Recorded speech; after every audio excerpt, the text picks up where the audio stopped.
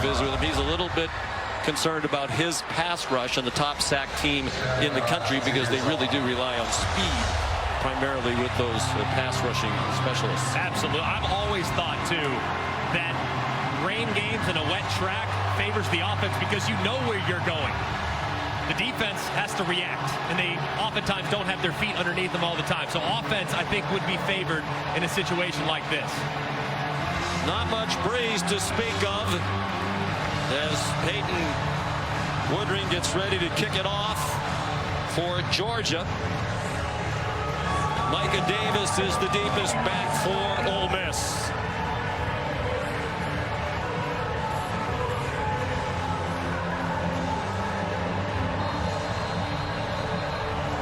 Carson Beck hoping for a performance that will change the trajectory of his season individually. Woodring, one of the best kickers in the country, boots a touchback. So here comes Ole Miss on offense, led by Jackson Dart, who leads the nation in total offense. He's 5th in completion percentage. In his 3,210 passing yards, #1 in the country entering this weekend. 3rd-year starter, senior from Kaysville, Utah. And coaches on both sides, Greg said, when he's accurate, he's tremendous, but sometimes a little scattershot. A little bit, but the downfield stuff really picked up last week, so trying to pick up where he left off against Arkansas. Even without Harris, they think they have one of the best wide receiver groups in the country. Jordan Watkins had 5 touchdown catches last week. Juice Wells went in motion. Jackson Dart's an excellent runner. And he gets yanked down by Nazir Stackhouse after a 1-yard gain. Matter of fact, Kirby Smart said Jackson Dart runs like an SEC running back.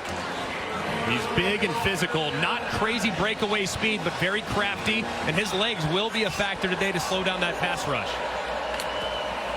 They like to go very quickly, and he's in trouble. Chaz Chambliss has him wrapped up, and down he goes. Back at the 19-yard line. Kristen Miller there as well for Georgia to help finish him off. It's a loss of 6. What a great pass rush by Georgia, and these are the downs that Ole Miss has to avoid. 3rd and longs against a very athletic group on the front. It was Glenn Schumann, the defensive coordinator. Ulysses Bentley is the running back in for Parrish today. Dart throws a floater, intercepted by Dan Jackson. And the 6th-year senior brings it back near the 20-yard line. They put pressure on Dart, who's limping as he heads to the sideline. Jackson picked it off, the 4th of his career. And Jalen Walker working against the right guard. Jerquan Scott beats him inside, gets a hand on Dart.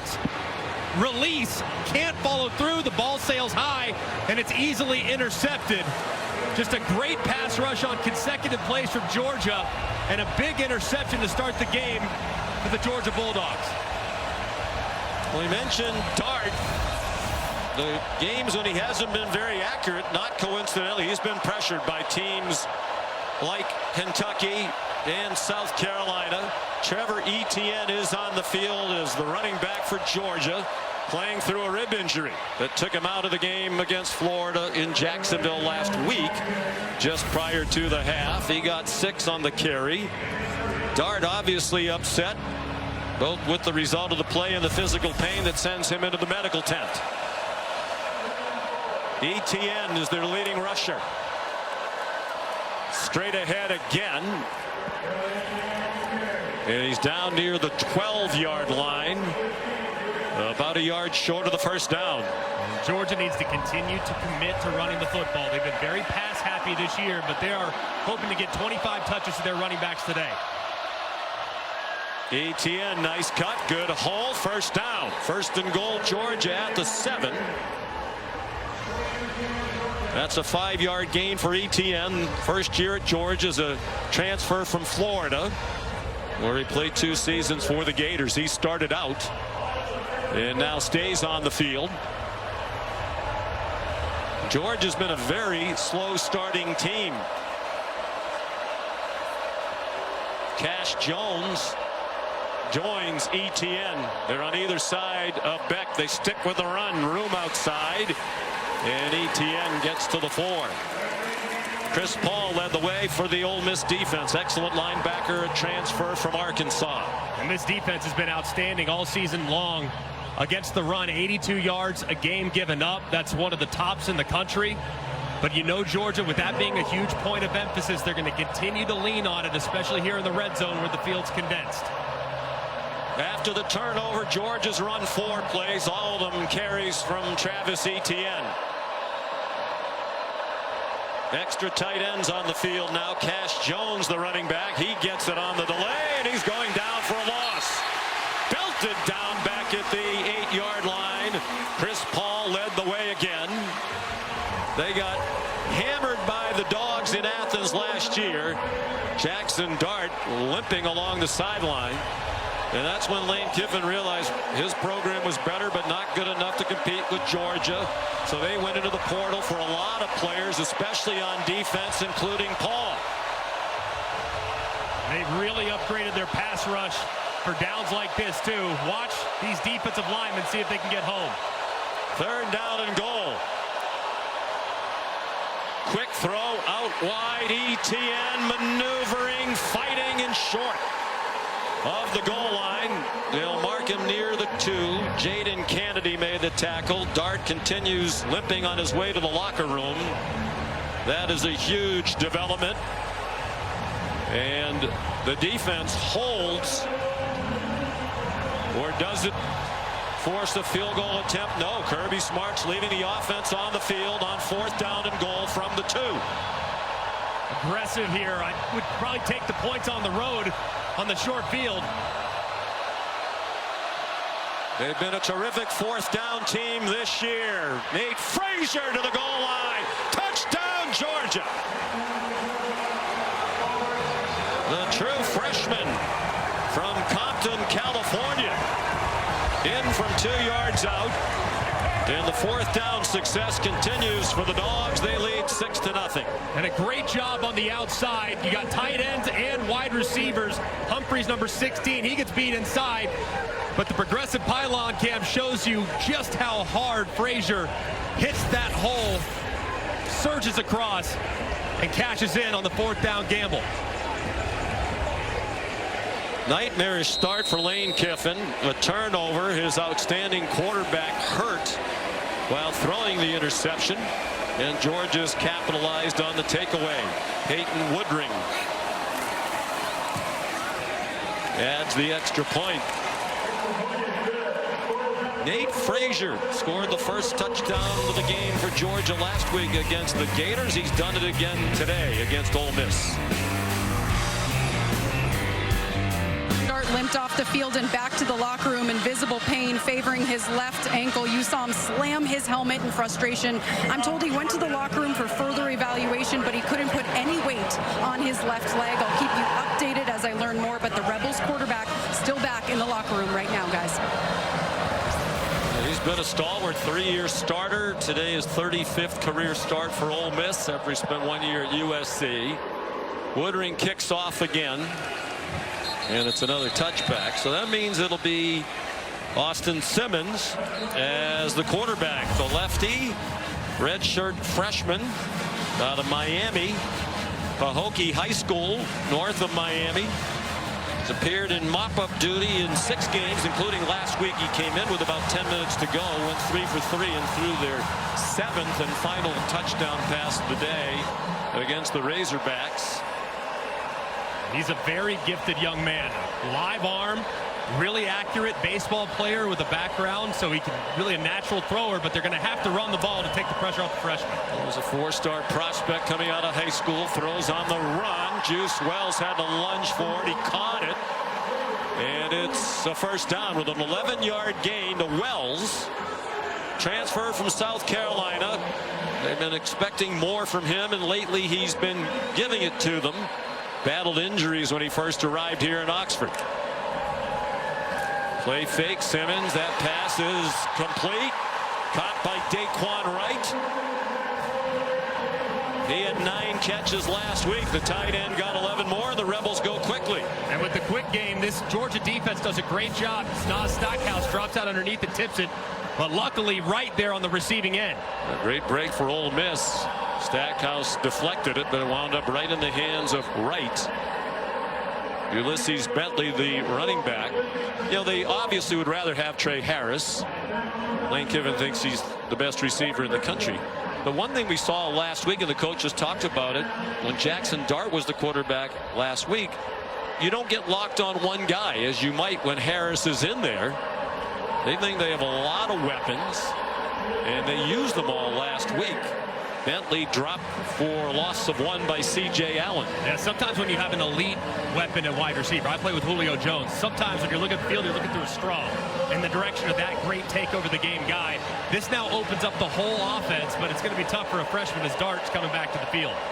And noticeably limping as he does. Play action pass, and the catch made by Jordan Watkins of his record-setting performance last week against the Hogs when he had 8 catches for a school record 254 yards and 5 touchdowns, which tied the conference record and set the school record. They're about 2 yards short of the first down and going for it just inside the 45.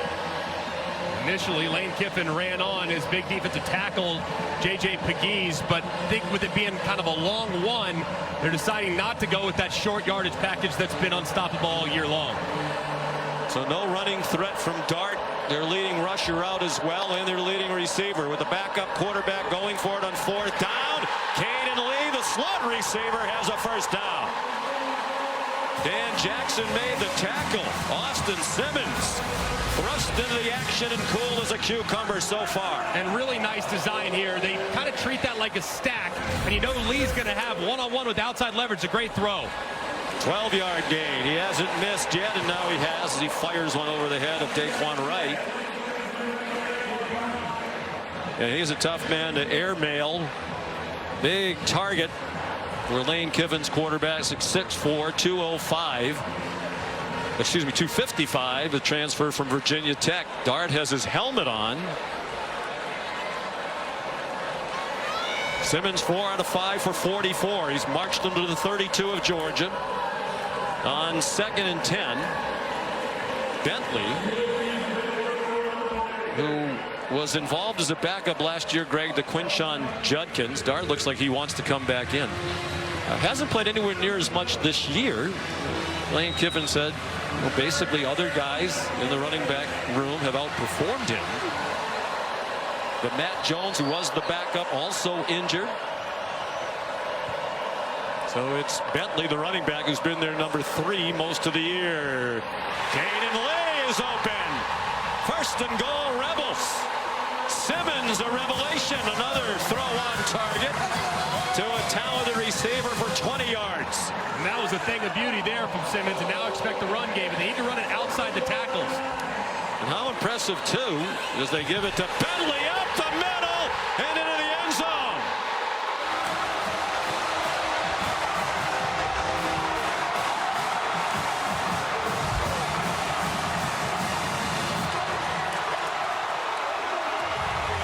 No Henry Parrish, no Jackson Dart, no Trey Harris, no problem.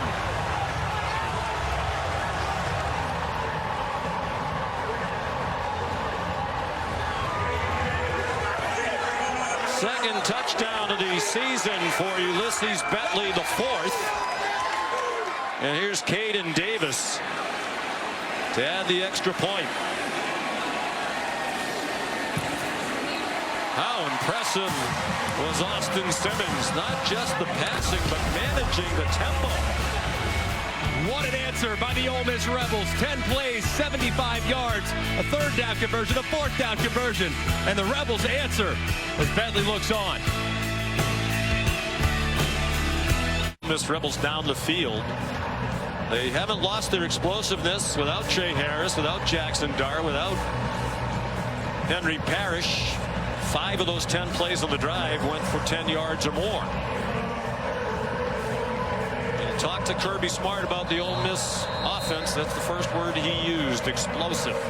Caden Davis, ordinarily a touchback kicker, I don't know if he slipped on the kickoff, but he squibs it down the field and mishandled for a moment by Cash Jones.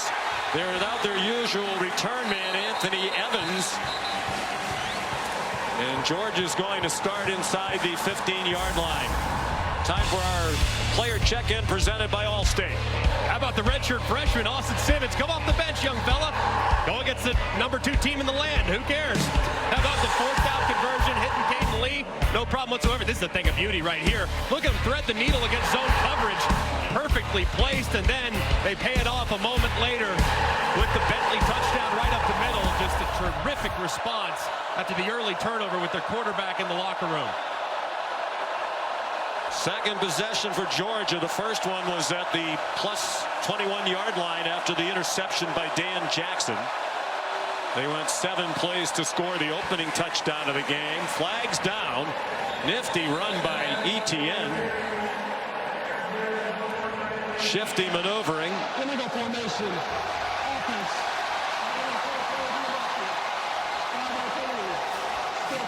Well, it's coming back for the first penalty of the game assessed against either team.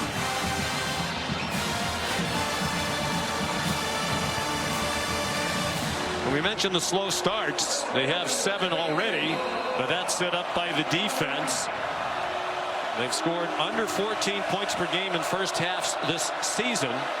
Only Kentucky, Auburn, and Mississippi State, 3 of the worst teams in the SEC this year, faring worse in first half scoring. Nate Frazier banged down at the 11-yard line. He got 2. Here are today's impact players presented by the Home Depot. There's so many great players, it's almost tough to pick them. Trevor Etienne, the running back, he's going to get a lot of looks today. Arian Smith, their best wide receiver, great top end speed. The pass rush provided by Princely Umanmiele, the transfer from Florida, working against the left tackle. And then Chris Paul, an eraser at the second level. One of the best linebackers in the country, is going to be huge today for this Rebels defense. Second down and 13, and Cash Jones dropped for a loss.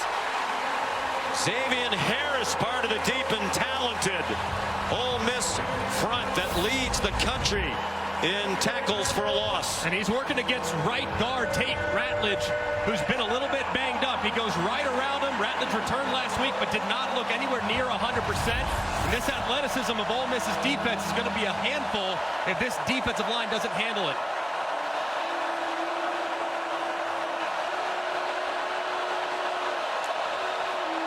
Third down and 15. Bag broken up, trying to get it to Dylan Bell. Jaden Kennedy knocked it away.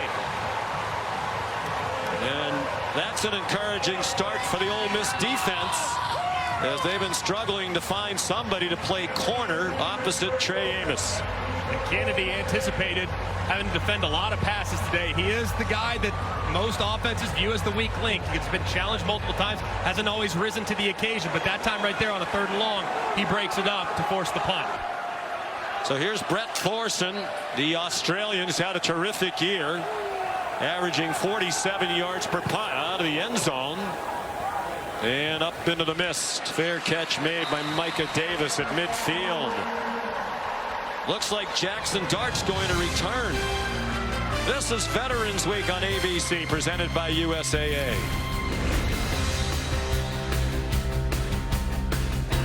He limped onto the field with his left ankle heavily taped. He immediately ran to his helmet on the sideline, put it on, started throwing the football and threw well, but he is walking with a noticeable limp.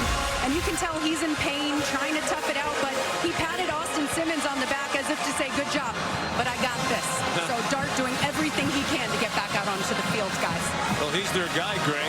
That's kind of hard to give Simmons the hook. Charlie Weiss Jr., the offense coordinator and quarterback coach, but Jackson Dart's the man. He's the one that got you here. He's the one that's kind of built this thing to where it's at right now. But my goodness, Simmons looked good and in rhythm on that first drive.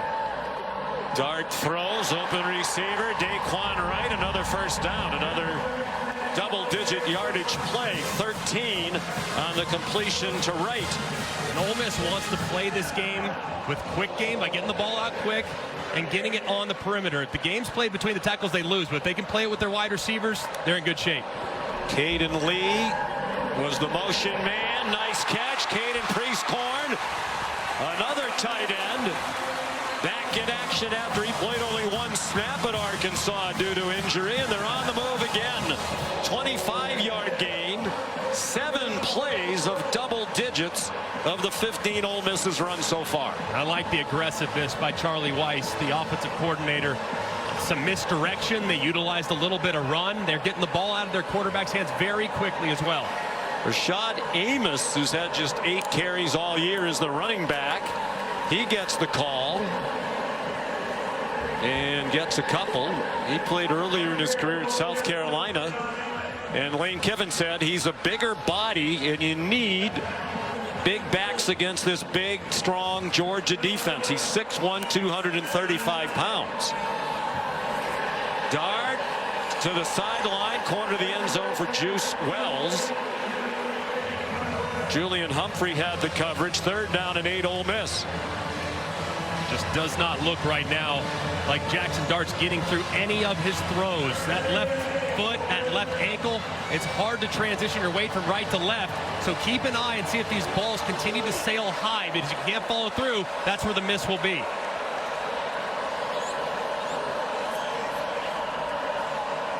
Bentley back in at running back. He scored the Ole Miss touchdown on their last possession.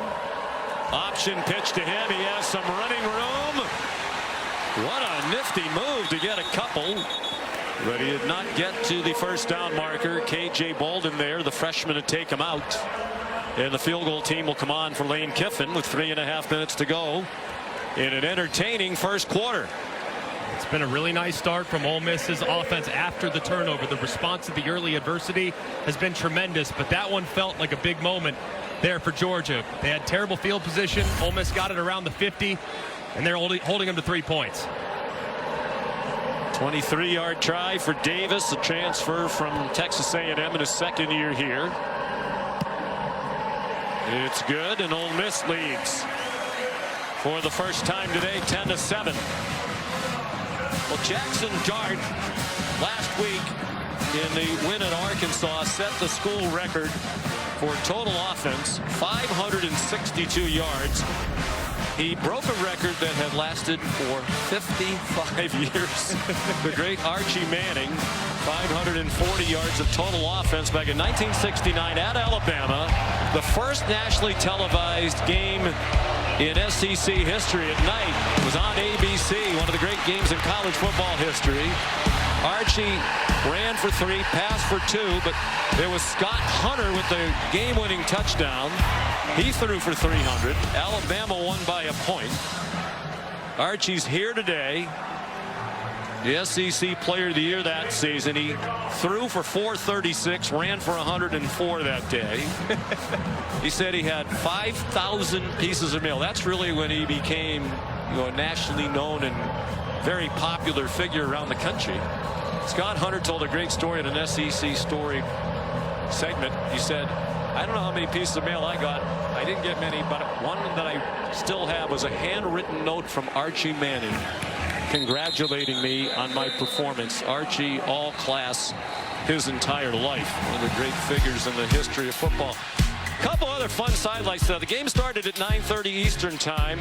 Lawrence Welk had a non-preemption clause, so his show went on. There's the note that Archie wrote. You saw Bear Bryant on the sideline. Scott Hunter mentioned they were on the visitor side. And Bear Bryant, even though it was the first nationally televised game, knew the cameras point at that sideline. We're going over on that sideline.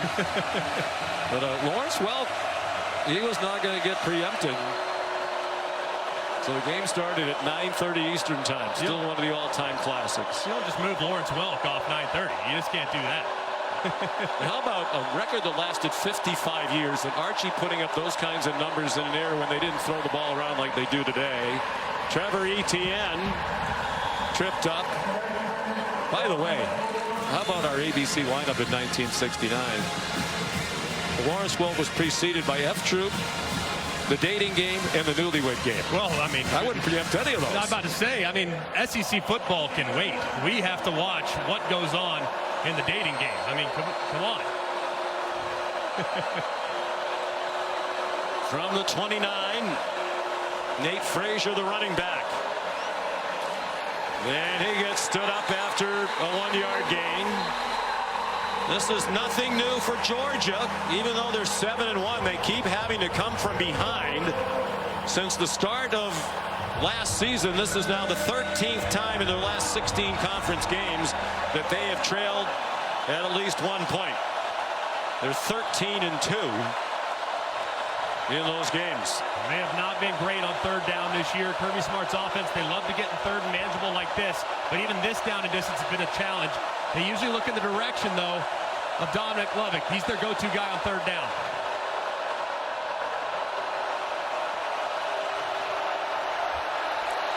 Last year, they were 55% on third down, leading the nation.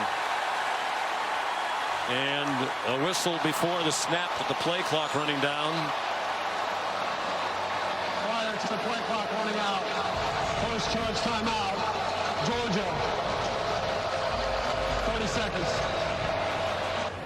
This year, that third down number for Georgia on offense just 38%, 90th in the country. It's been a problem. There are the college football playoff rankings brought to you by Allstate. Ohio State already a winner against Purdue. No surprise there.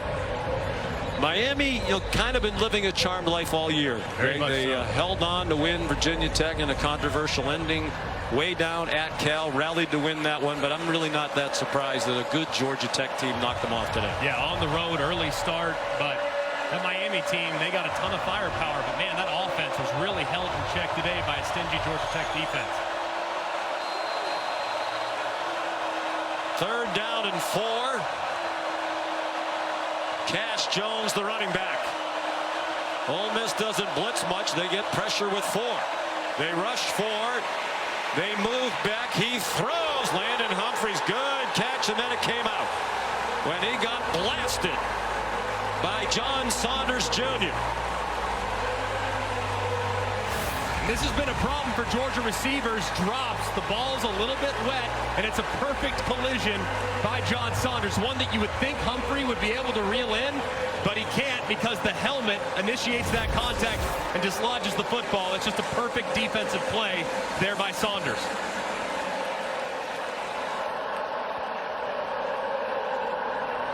Forcing the punt again.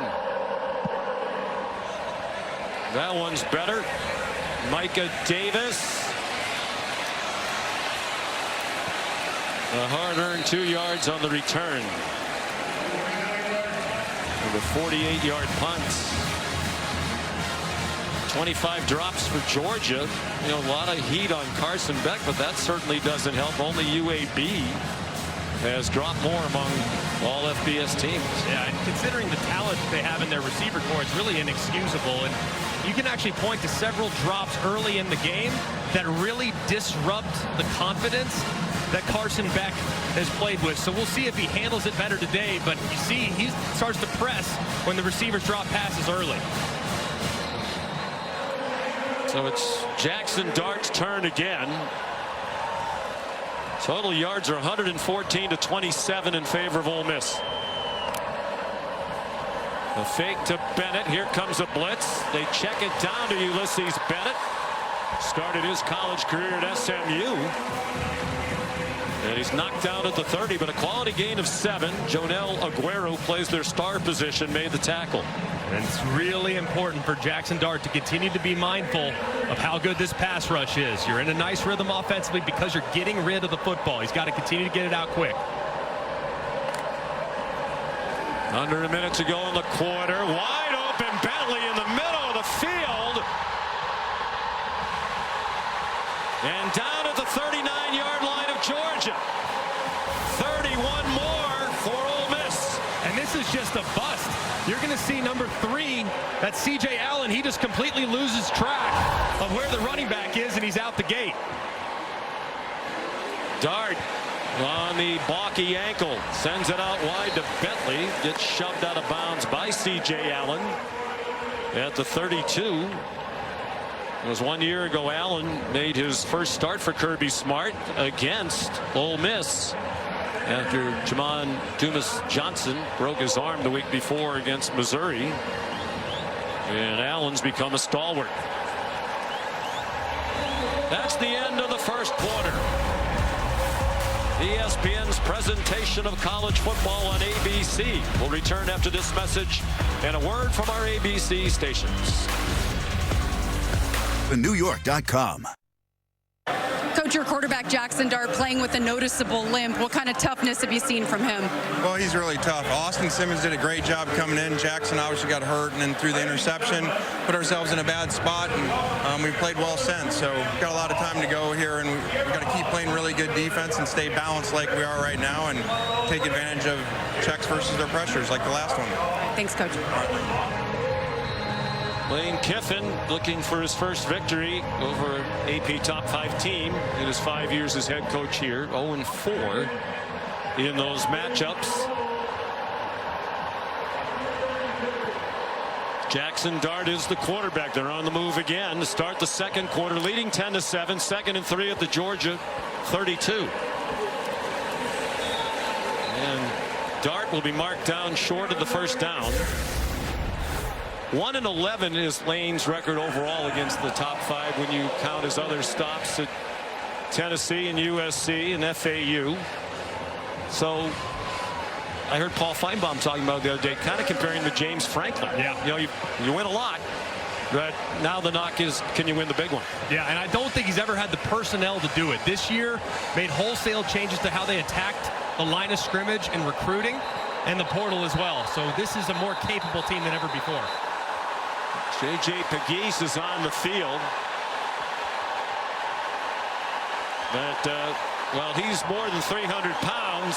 It is that little creature that has brought about a delay. I feel like you should do a Kevin Harlan impression here and call him if he takes off for the end zone here. You know? Kevin is Hall of Fame good at that and everything else that he does as well. So we'll leave that to him, one of the all-time greats in our business. The Georgia players are running away from him. Terrorizing the Georgia sideline right now. And you go up against 300-pounders and it doesn't bother you, but a little squirrel has you scampering out of the way. I think if you're Ole Miss, you really don't like this delay. You have everything going your way. You have Georgia on its heels. And they're about, it seems, to hand the ball to big number 38, J.J. Pegues, starting defensive lineman, who also comes in on offense. And he hasn't been stopped yet. He's scored 6 touchdowns and has picked up first downs on the other 5. So he's 11 for 11. In these situations, short yardage and goal line. We're knocking on wood. For those Ole Miss fans are saying that there's going to be an announcer curse here. We're knocking on wood. And a direct snap to him, and there he goes. He is super athletic at 315 pounds, and they think he can break one. They're not just looking for a 1-yard gain. He almost broke that one. And a great job, too, on the end of the line of scrimmage. Daquan Wright, number 8, securing the edge and allowing the big fella to get to the perimeter. He's from right here in Oxford. They call him the mayor of Oxford.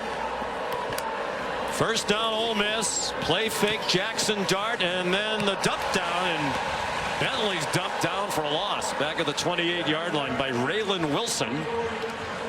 7-yard loss on the play. After a big loss on first down, and now you're sitting in second and long. Jackson Dart has to understand the situation. You try to get half of it back to make sure that you can make third down more manageable. So try to get 8 or 9 yards on the quick throw here. 2 minutes gone by, second quarter. And all Ole Miss since the opening turnover that led to the Georgia touchdown. Dart's pass incomplete, looking for Jordan Watkins. With Dalen Everett in coverage, a 2-year starter at corner for the Georgia Bulldogs.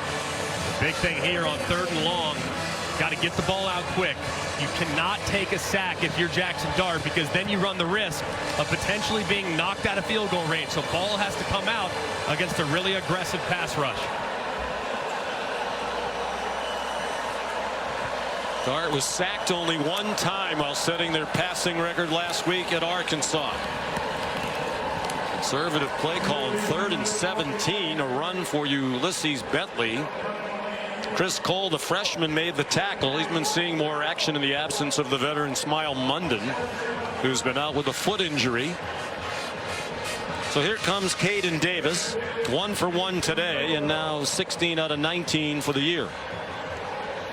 He did slip on a kickoff. The rain continues to fall.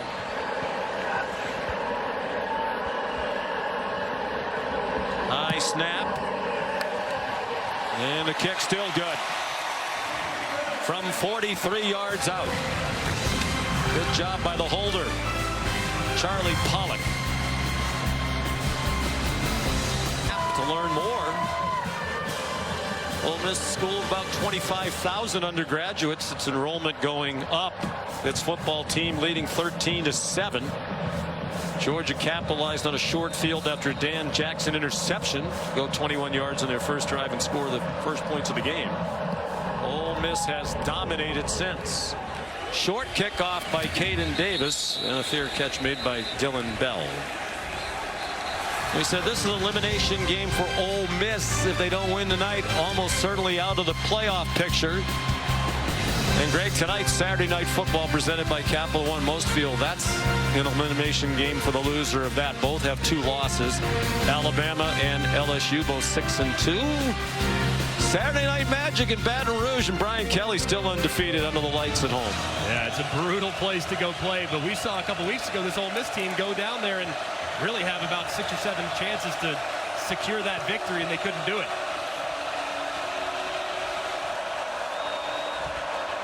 So here's Carson Beck. 2 out of 4 passing so far. And on target to Lawson Lucky, the tight end, out to the 39-yard line. 14 yards and a first down. So much has been made of Carson Beck and just how many mistakes he's made in the passing game. There's been several, but it already looks like today he's playing with good rhythm. Looks like his feet are underneath him. He's getting the ball out quickly. But the big plays that Ole Miss continues to create are going to be a problem for Georgia. First double-digit play on offense for Georgia. The toss to Nate Frazier. He got knocked down at the 42. Molly? Well, Carson Beck in a rhythm today. He told us he realizes putting too much pressure on himself to be the hero, make something big happen every play, saying, I dissected every mistake I've made lately and realized I need to be more intentional on early downs. I've been treating 1st and 10 like it's 4th and 2. I need to just take a breath and play with less desperation. And you see he's doing that so far today, guys. 5th-year senior. 2nd-year starter, waited a couple of years behind Stetson Bennett. And very near a first down is Nate Frazier.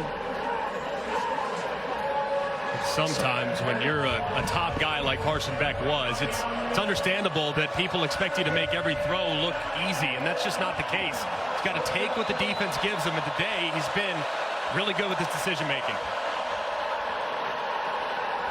On 3rd and short, Frazier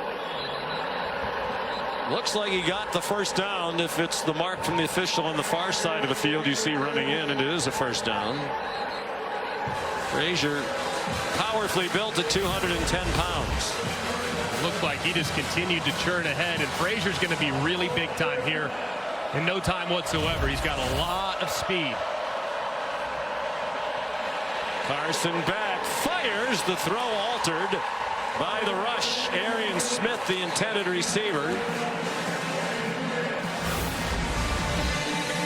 And just unblocked right around the edge is son Taron Perkins, who's one of the fastest guys on this Ole Miss football team. He arrives just early enough to affect how accurate Carson Beck was delivering that football, but it didn't look like he touched him, so the ball might have just came out of his hand a little awkward.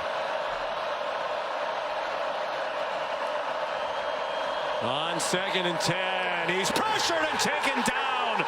Back at the 39-yard line by Jared Ivey. And Ivey working against Tate Ratledge, who we told you earlier, just his 2nd game back from the injured ankle. He's missed a ton of time, and he hasn't looked anywhere near 100%. That's twice now that Ole Miss has matched up one-on-one against the right guard, and they've gotten home in both different occasions. 42nd sack of the year for Ole Miss, the first today. They lead the nation in that category.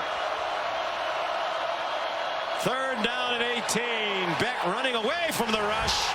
And a late flag thrown. The pass nowhere near a Georgia Bulldog, but there's a flag thrown in the secondary.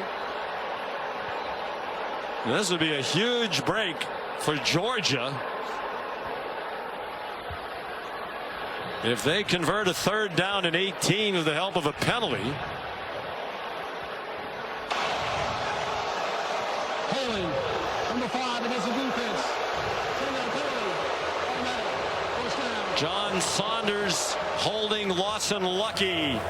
It's a heavily penalized Ole Miss team, and this one really hurts. This is massive. I mean, you're going to see Lawson Lucky try to work inside, and Saunders just really doesn't do anything to get out of the way. I mean, he just grabs him, doesn't let Lucky cross face, and it's an easy call for the official, and just a terrible penalty for Ole Miss. They have given opposing offenses, that's their 28th first down awarded because of a defensive penalty, among the highest in the nation. You just can't do that on 3rd and long. Huge break for Georgia. Frazier in trouble. Stayed on his feet and turned a 2-yard loss into a gain of 5. Ole Miss has been penalized 86 yards per game. Only Liberty and UTSA have seen more penalty yardage per game stepped off against them than have the Rebels. Under 9 minutes to go, first half. 13-7 Ole Miss. Frazier collared and yanked back after he got a yard. Chris Paul, nicknamed Pooh, what you hear the fans chanting, made the tackle. Georgian native, transfer from Arkansas. And 3rd down and 4 for Georgia here.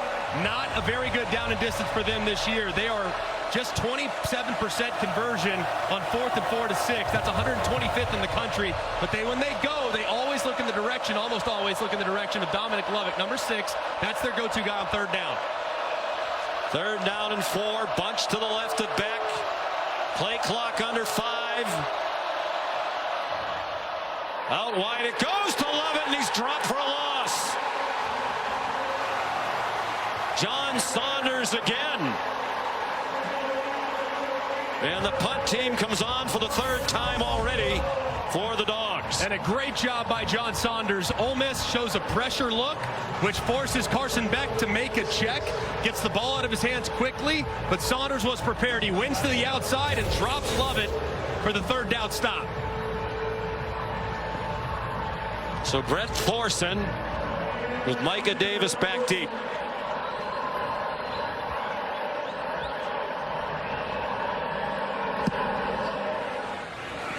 End over end. Davis lets it go. And it goes out of bounds at the 1. Arian Smith was there to catch it, but he slipped. And George actually benefited from that. He would have caught it around the 2. Instead, the ball is out of bounds inside the 1, although the officials conferring they may move it a yard or 2. 44-yard punt, we think. 13-7 Ole Miss. Paul Bush, Ron Haley, Ron Parker, David Wright. Thank you, gentlemen. And we should not leave out Bill Lamagnier, our rules expert, Army veteran. Thank you, Bill. Ole Miss has to be careful here inside the 1 after the punt. Rain continues to fall. Wet ball. Both teams practice the wet ball drills during the week. Dominic Thomas has come in at running back. Jackson Dart under duress just did get it off.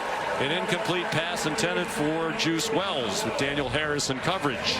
When you're backed up in a situation like this, the offense always utilizes a hard count. You see if you can't get that defense to jump into the neutral zone, then you get a free play and potentially a free 5 yards. And then if you jump offsides, who cares? You lose 1 inch.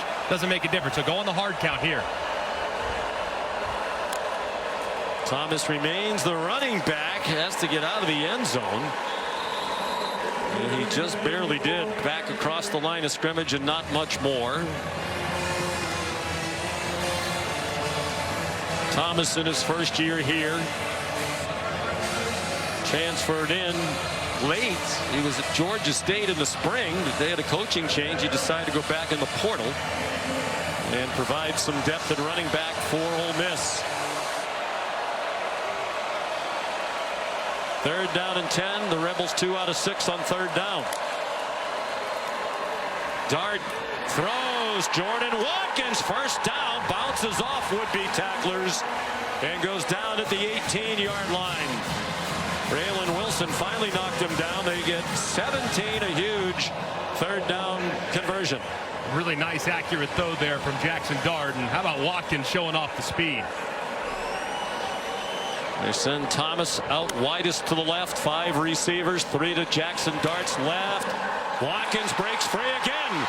Jordan Watkins down at the Georgia 49.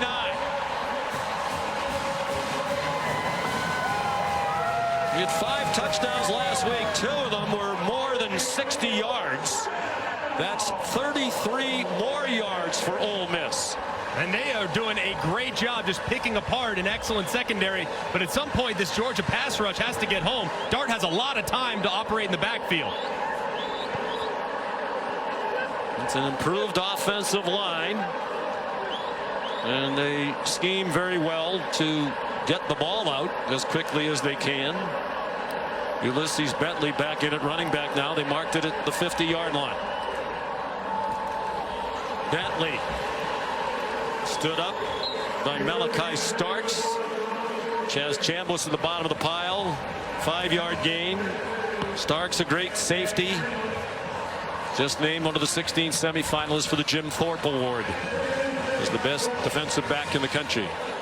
He does an amazing job back there, the signal caller, and not a guy that you want to target in coverage. Pressure brought by Glenn Schumann. Juice Wells. Chaz Chambliss had him tied up down low. It's 6 yards and another Rebels first down. And this is a spot on the field where Lane Kiffin and offense coordinator Charlie Weiss, they like to go with a big protection, heavy play action, and take a shot downfield. Plus territory, on the move, defense on their heels just a little bit. Let's see if they try and take a big shot downfield here.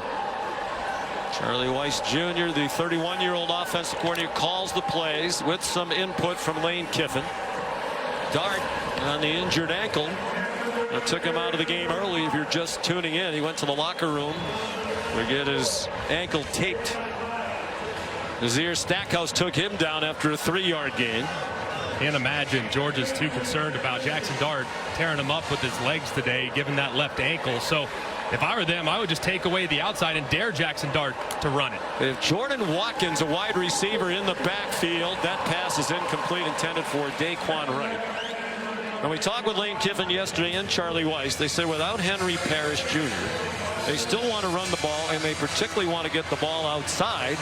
So they told us they would use Watkins, who has not carried the ball all year, as a running back and try to get him outside. He has great speed, fastest man on the team.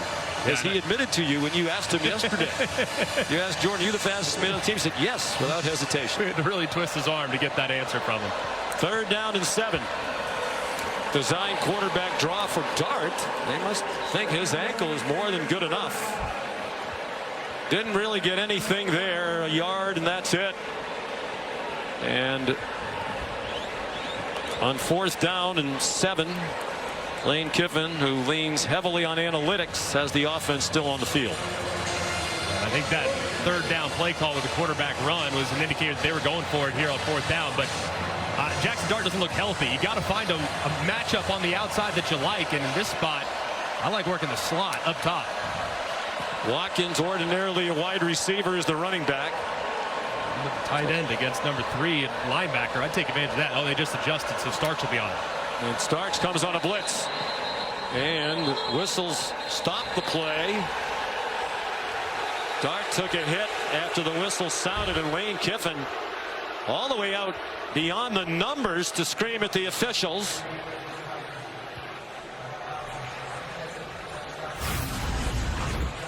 It was kind of a big hit, too, by Warren Brinson. Prior to the delay of game foul, timeout. Ole Miss. They're first. Because the officials didn't administer that very well, Dart took a hit. 3 minutes. minutes to go in the half. SEC standing starting today. After the timeout, Lane Kiffin decided to send on Caden Davis. We'll try a 53-yarder. What little breeze there is at his back. He has a big leg. You'll remember he made a 57-yarder at LSU in overtime. Already connected from 43 with plenty of room to spare. Plenty of leg into that one. Look out in Tupelo.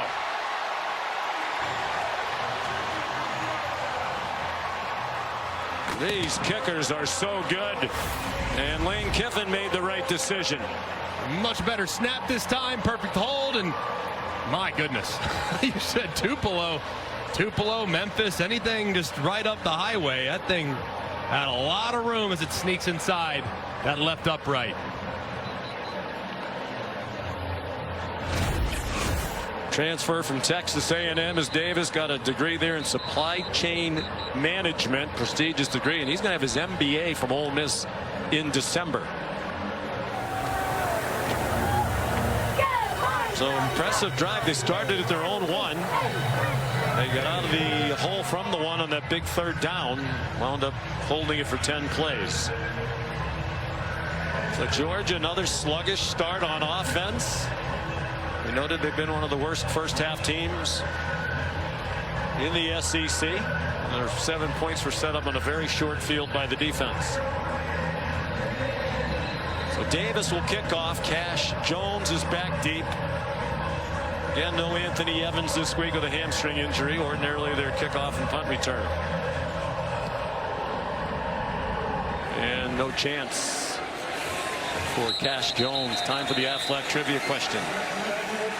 Ole Miss is 1-24 all time against AP top 2 teams. Georgia's number 2 in the AP poll this week. What was the lone win? I know this one. Well, don't blurt it out. I will not. I will not do that. Answered after the play. 2:55 to go. Georgia with 2 timeouts here in the first half. That 1-24 record, by the way, is one of the worst of all time, as you might imagine. The only way that could be worse is if they had 0 wins. How about that for deductive reasoning? Syracuse very proud. Beck zings one. A little bit behind Dylan Bell, but he made a nice catch. 15 yards and a first down. You'll remember this. Why do you remember it? It was against your alma mater at Alabama in 2015. Remember it all too well. I could probably tell you play by play and just how that game went, but a wild back and forth game. That's the answer to the Aflac trivia question. It was a 43-37 win. Chad Kelly threw for 341 and 3 touchdowns. That was in Tuscaloosa. Quick screen to Dominic Lovett, and the Dogs are on the move to the Rebel 48 with a 13-yard gain. See if they get a snap off before the 2-minute timeout. It's not looking likely, though. Good start to this drive. See if Georgia can kind of inject some life into the offense here to create some momentum. 2-minute timeout. Ole Miss leading 16-7. You're watching the SEC on ABC, presented by Burger King. I thought you were fabulous the other night. That is very kind. I appreciate that. Only big news of the night on this past Tuesday. So 1st and 10, Georgia on the move to the Rebels 48, down by 9. Trevor Etienne for about 3. Only mentioned one of the big games in stadium history, and it's an attendance record here at Vaught Hemingway Stadium. 68,126. Enduring a steady rain. They have enjoyed what they have seen so far. And a terrific start, but Georgia trying to cash in here at the end to see if they can't spoil what's been a terrific first half.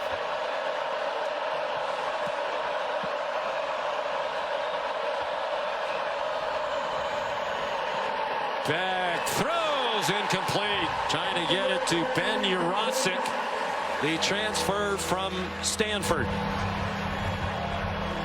Looked like Saunders might have gotten a piece of this. They tried to work a little pump wheel, really open there for a second, but it looked like Saunders might have just gotten a little bit of it. He does to deflect it, and Urasa can't reel it in. 3rd down and 6. There are 2 out of 6 on 3rd down, perhaps 4 down territory for Kirby Smart. Cash Jones went out in motion. Back goes down. Back at the 47-yard line. Princely Umanmielen for a 9-yard sack. And this is a matchup that Ole Miss thought they could take advantage of. Umanmielen works right around the left tackle, Ernest Green. There's really nothing Carson Beck can do but secure the football. And Ole Miss, this is why they went to the portal and brought in these stars along the defensive line for moments like that. And that time Umanmielen makes them pay. And Ole Miss has called a timeout. They want another possession. Why not? Here's Kevin Nagandi. Sean, Capital One halftime report coming your way. Booger McFarland, Kevin Nagandi here with you. The very latest with Miami going down. Reaction. Mario Cristobal disappointed as they suffered their first loss in the season. Ole Miss's defense shining. What must they do right now? No doubt. Ole Miss's defense has been dominating the game. The pass rush so far. They got to get some points right here as far as at the end of this half, because Georgia gets the ball to start the second half. 16 unanswered points for the Rebels so far. Back to you, Sean. All right, gentlemen, thank you. So here's Brett Thorson. It's a punt on 4th and 14.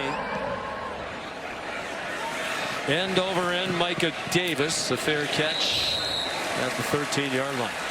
Davis had a 2-yard punt return earlier this year. It's the only one of Thorson's punts this year that has been returned for positive yardage. Well, it started well for Georgia. Dan Jackson, an interception, which gave Georgia a short field, 21 yards. They scored a touchdown, but they've punted 4 times since. And after that rough start, which included Jackson Dart turning his ankle, going to the locker room for medical attention, the backup Austin Simmons led them down the field for the first score. Dart returned and wouldn't know he was injured. A little surprised they've run him a couple of times. Yeah, they probably run him 3 or 4 times, and so far not a whole lot going there. So they're going to have to find something in the run game in the second half. Ulysses Bentley in trouble and dropped behind the line of scrimmage by the terrific linebacker Jalen Walker. He's just been named to semifinals for the Butkus Award as the best linebacker in the country. He's been just a little bit quiet today, too. I mean, he's a guy that can take over the game if you let him, but Ole Miss done a great job of getting the ball out, and the offensive line's done a really nice job of protecting. Neither team used the timeout there. You can understand why Ole Miss wouldn't now. With the lead, their own 9-yard line. Wet conditions. Bentley again got away from Dan Jackson, ran out of bounds at the 14-yard line. And that could be a break for Georgia here, because if Lane Kiffin's team doesn't pick up the first down, I would think Kirby Smart would use a timeout, make them punt. Absolutely, especially in wet, sloppy conditions. Force the ball handling by the snapper and punter. That was a big mistake there by Bentley. Going out of bounds and stopping the clock.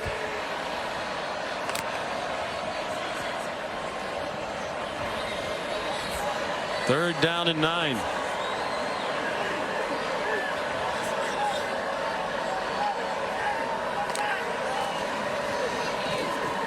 Bentley again trying to go up the gut. Jalen Walker was there, and now Kirby Smart will use one of his 2 remaining timeouts. 30 seconds in length. Yeah, Bentley, that was a mistake, because now when Georgia gets the ball back here, assuming that they do after a punt, they also have a timeout to use. Right. And they have a field goal kicker with a big leg, and Peyton Woodring. Potentially a massive mistake, because that last timeout now can be used for the kicker. So instead of having to work the sidelines, now you can work the whole field once Georgia retains possession here after the punt. So big mistake there, and one that could be very costly. Malachi Starks was the punt returner last week, All-American safety. More than anything, they just wanted to catch the punts. But they basically had tryouts at their practices after Evans went down. Stark's the choice. Fraser Mazin is the punter. Like Thorson of Georgia, he's an Australian, and that's a boomer. What a great punt. Still bouncing. Long and time consuming. And the officials blow it dead with 2 seconds to go. But Bentley has to feel a lot better after Mazin bombed that punt. That was massive, too, and smart by Ole Miss getting away from it. Sideline warning against Ole Miss. This is their first warning. And they erupted as soon as they saw that ball come off Mazin's foot. But that was a smart job, too, at the end, not touching the ball and blowing it dead to allow a couple extra seconds to tick off. 65-yard punt by Mazin. His longest of the season by 1 yard. Probably the most animated I've seen an Ole Miss sideline after a punt in the Lane Kiffin era. Yeah, that was big. Now no chance for Georgia to try to take advantage. Bentley relieved undoubtedly. Well, Georgia keeps coming from behind. They're 15 and 12 under Kirby when trailing at the half.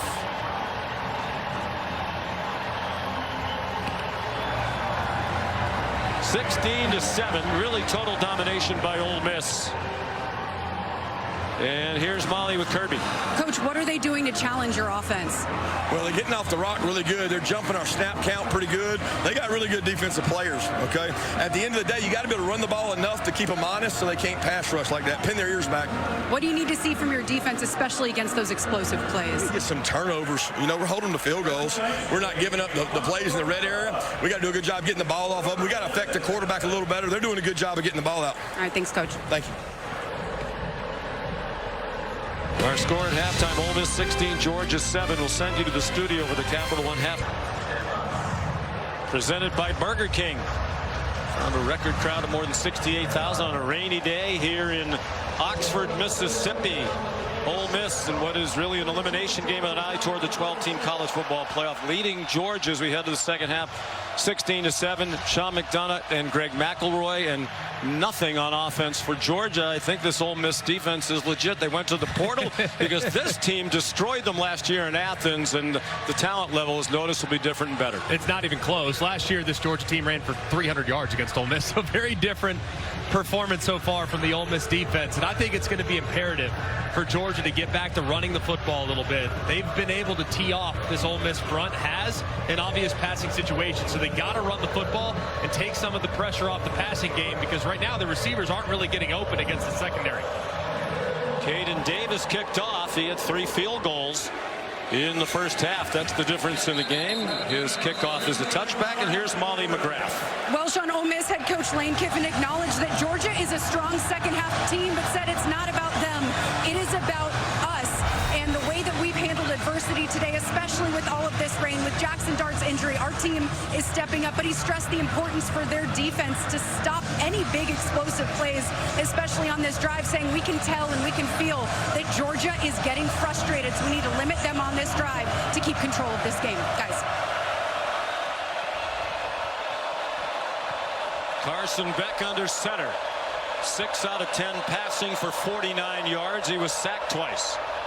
Trevor Etienne, the running back, they fake the toss to him, and the throw is on target. Landon Humphreys for a first down just across the 40-yard line, with Chris Graves in coverage for Ole Miss. Another receiver downfield, number 84.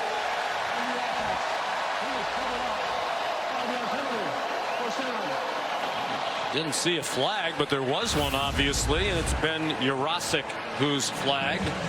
And they shifted Jurasik from the right to the left, and it looked like Arian Smith tried to get off the ball but didn't get off enough, so was covering up Jurasik to the inside, making him ineligible. So a critical mistake wipes out a nice gain on first down. And a penalty-free game. That's just the second against Georgia. And Ole Miss, a heavily penalized team, committed only 1 in the first half. Beck given a clean pocket, throws, caught in traffic. Dylan Bell made the catch with Trey Washington, the safety right there for the Rebels. Comes up just shy of the first down at the 34-yard line. And that's the type of throw I want to see from Carson Beck, not just the rest of this game, but the rest of this season. Strong, decisive, accurate, tight coverage, and he paints it on his wide receiver. That's the guy we saw last year that made him the top prospect coming into the season at quarterback by Mel Kiper. Really has everything you want, including the size, 6'4", 220, arm strength. More accurate last year than he was this year. Cash Jones carries for the first down. Walter Nolan, another one of those transfers brought over to beef up the defense, made the tackle from Texas A&M. For the beginning of the year, he was number 1 on Mel Kiper's big board among quarterbacks and number 8 overall. He's going to be a top 10 first-round pick. Now he's the number 6 quarterback and not in Mel's top 25 overall on the big board. Mel is a 3rd-round grade for him. I would think with his skill set, he'll go before the 3rd round. I think this is about as low as he'll go. If he can start stringing together good performances, he'll be in good shape. Before the snap, ball start, offense, number 57, 5-yard penalty, first down. Monroe Freeling, who's been seeing some action at right tackle for Georgia in recent games, flinched. And he's now in because they decided to move the starting right tackle Xavier Truss down to right guard because Tate Ratledge, the starting right guard, has been struggling today. So Freeling goes in, makes a critical mistake, and they're 1st and 15 again. Ratledge and then Micah Morris, who replaced Ratledge when he was out with an injury, have both been banged up lately at right guard, so they're down to their 3rd with Truss shifting over. Already 2 Georgia penalties. They had won the entire first half. Catch and run. Lawson Lucky lunges across the line to gain and has a Georgia first down with a 16-yard pickup. And this is misdirection. This is a very aggressive Ole Miss defense. So what can kind of slow that down? Fake to the right, throw back to the left, and Lucky has some space out in front. They're going to continue to use misdirection. They've done it now 3 times here to start the second half. Fake to pitch to the left, roll to the right. That time fake to throw to the right, throw the shallow to the left. They're going to have to keep this defense guessing. Arian Smith, who can fly, the motion man. Here's Dylan Bell leaping over his own man, Monroe Freeling, and he has a first down to the 39-yard line with a 12-yard pickup. Rinse and repeat, more misdirection. Fake the run to the right, hand it around to the left, and you're off and running. Watch just how much flow you see from those powder blue jerseys. That time all the way from right to left. This is such an aggressive group. They're a very athletic group, but they can sometimes be caught in an undisciplined situation. And now here, that's multiple times in this first drive of the second half for Mike Bobo, where he's been able to kind of catch them off guard.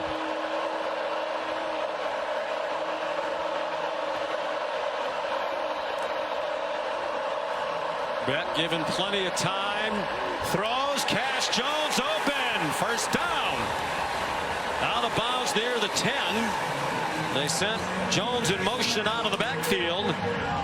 And it was Princely Umanuelen, the defensive end, who was running in coverage with Jones. Yeah, that's not the matchup you want. If you're the defensive coordinator, Pete Golding, you get a running back that's working against a defensive end. That's the peel with him. Beck was late getting to him, but he got him there just in time, and he got him there just a bit earlier. It would have been a touchdown.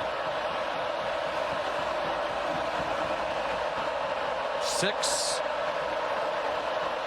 play of the drive upcoming. Play fake to Nate Frazier, and the pass incomplete, intended for Urosic. So they have 65 yards on this opening drive of the second half. They had 69 the entire first half. Already 4 plays of 10+ on this drive. They had 3 in the first half for Mike Bobo. Anticipate them as the field now is starting to condense. If you can get some quick catch and runs, quick throws, that's fine. I'd lean on the run game here. They've had success in this part of the field earlier in the game. Nate Frazier, the running back. Dominic Lovett, the motion man. They do run it with Frazier. Tough run. He spins down to the 5-yard line. They're going to mark it at the 6. Trey Washington made the tackle. 4-yard run for the freshman Frazier. There's an injured Ole Miss Rebel, and it's J.J. Pegues. And the crowd very silent with Pegues down and with Georgia on the move. J.J. Pegues walking off gingerly, and that's live. He was down the entire commercial timeout. Got hit by his own man here at the end of the play, Walter Nolan. Yeah, awkwardly too, and his head just kind of gets yanked to the side there as the collision went down. And they were looking at kind of his neck area, so really glad to see him walking off under his own power. Literally a huge loss. Middle of that defensive front that's been excellent all day. There's the number 38. It's an honor of the late Chucky Mullins. Of course, he's a key component of the short yardage offense as well. So here's 3rd and goal. It's been a nice drive for Georgia. They're at the Ole Miss 7. Best drive of the day by far for the Bulldogs. Cash Jones, the running back. Carson Beck dumps it for Jones, and very little there. Stopped at the 5-yard line by T.J. Daugherty. And Kirby Smart sends the field goal team on, wants to make it a 1-score game.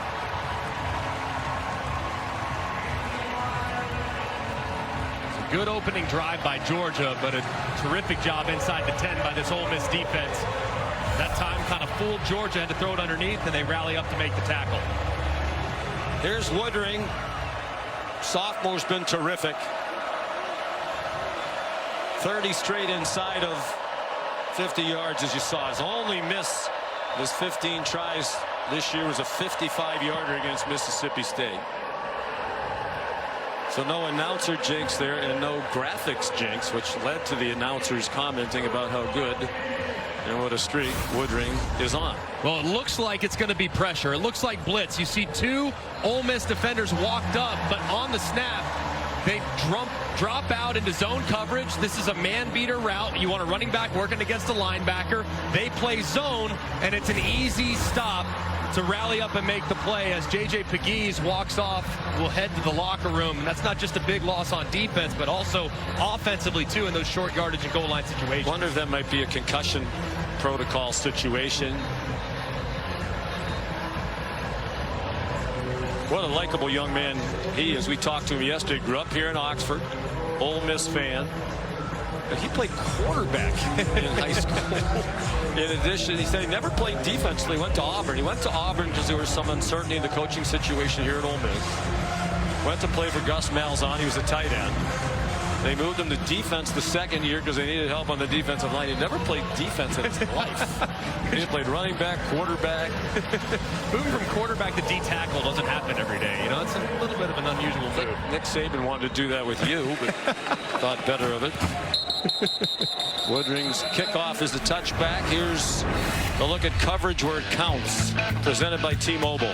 Well, it's not about where you start, it's where you finish. The day did not start well for Jackson Dart. Hurts his ankle on like the 2nd or 3rd snap of the game, but he bounces back. He's been a little bit ginger on that left leg, but he's hit the shallow cross here. It's a route that they had open all throughout the first half.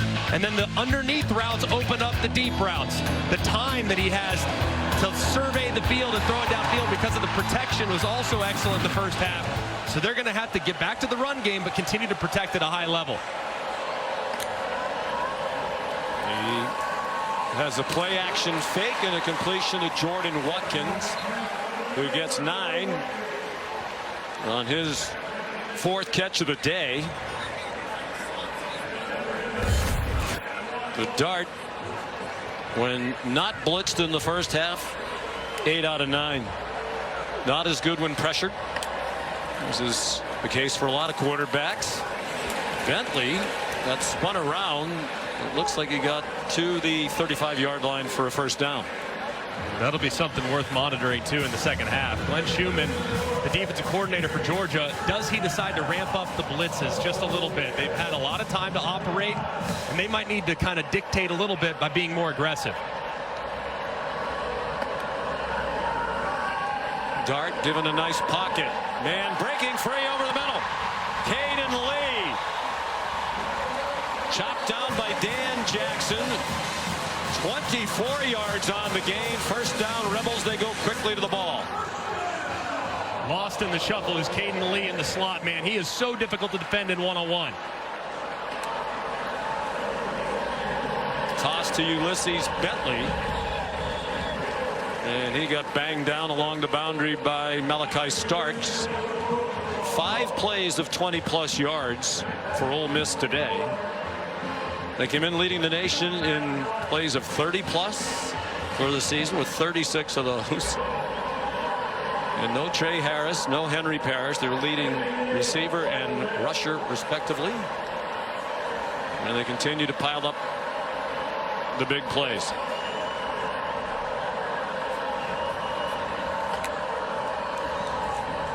Dart with Dominique Thomas staying in the block. Another open receiver. Lee again inside the 15-yard line.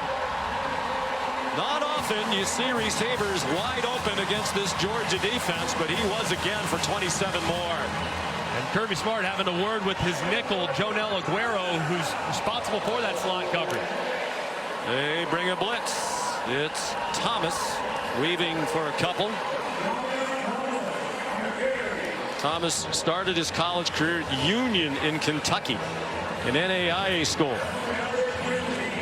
This is the part of the field, though, that Ole Miss has struggled just a little bit. They're as good as they are offensively, just 74th in red zone touchdown efficiency, so have to pay this off with 6 and not settle for 3.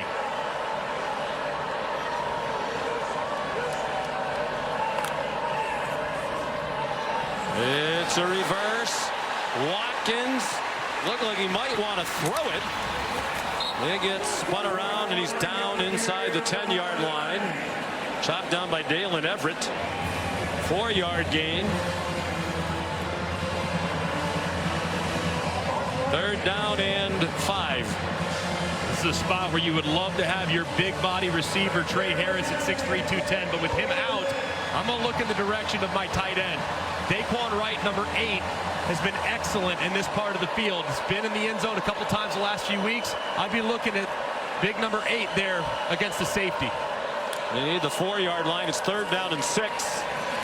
Dart. Wells. Touchdown. Juice Wells.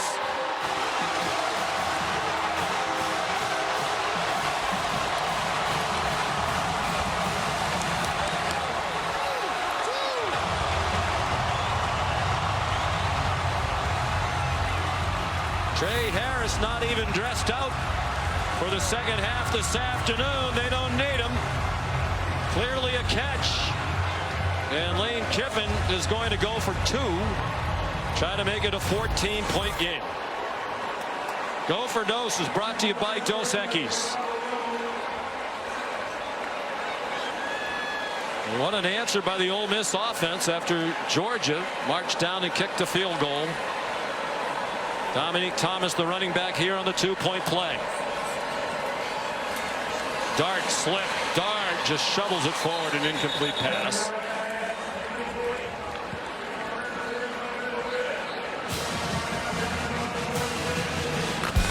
Well, they go 75 yards in 8 plays, and Juice Wells, they've been looking for more from him.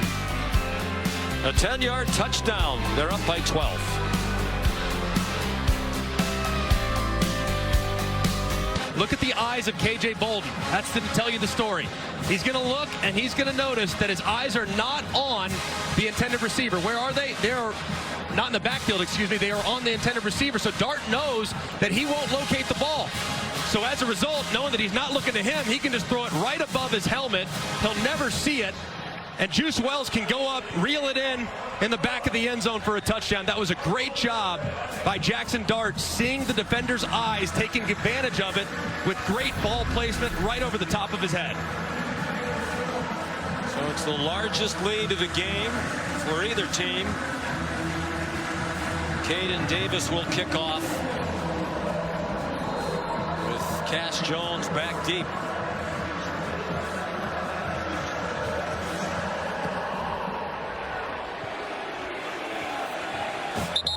And it's a touchback.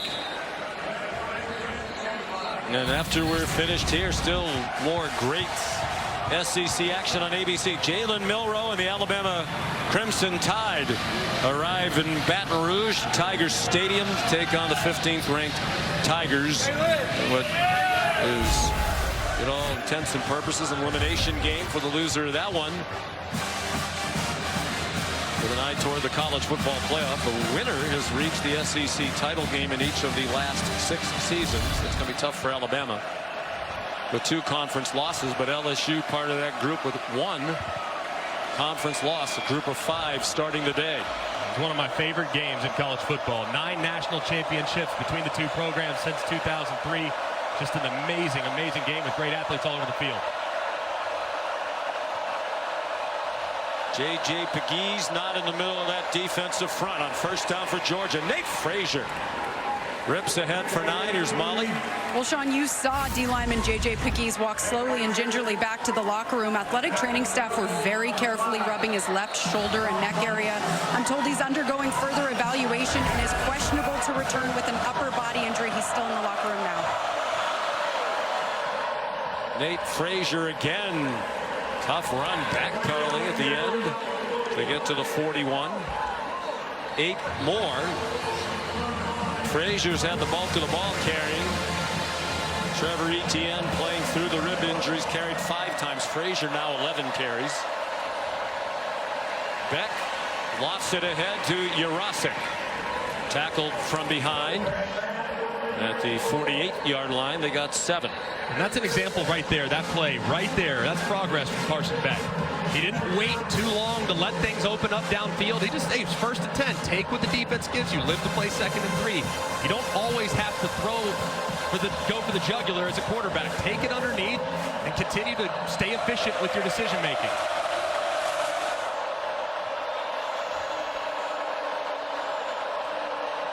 Under 5 minutes to go, 3rd quarter.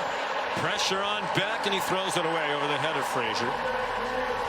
Well, Molly spoke with Carson Beck during the week.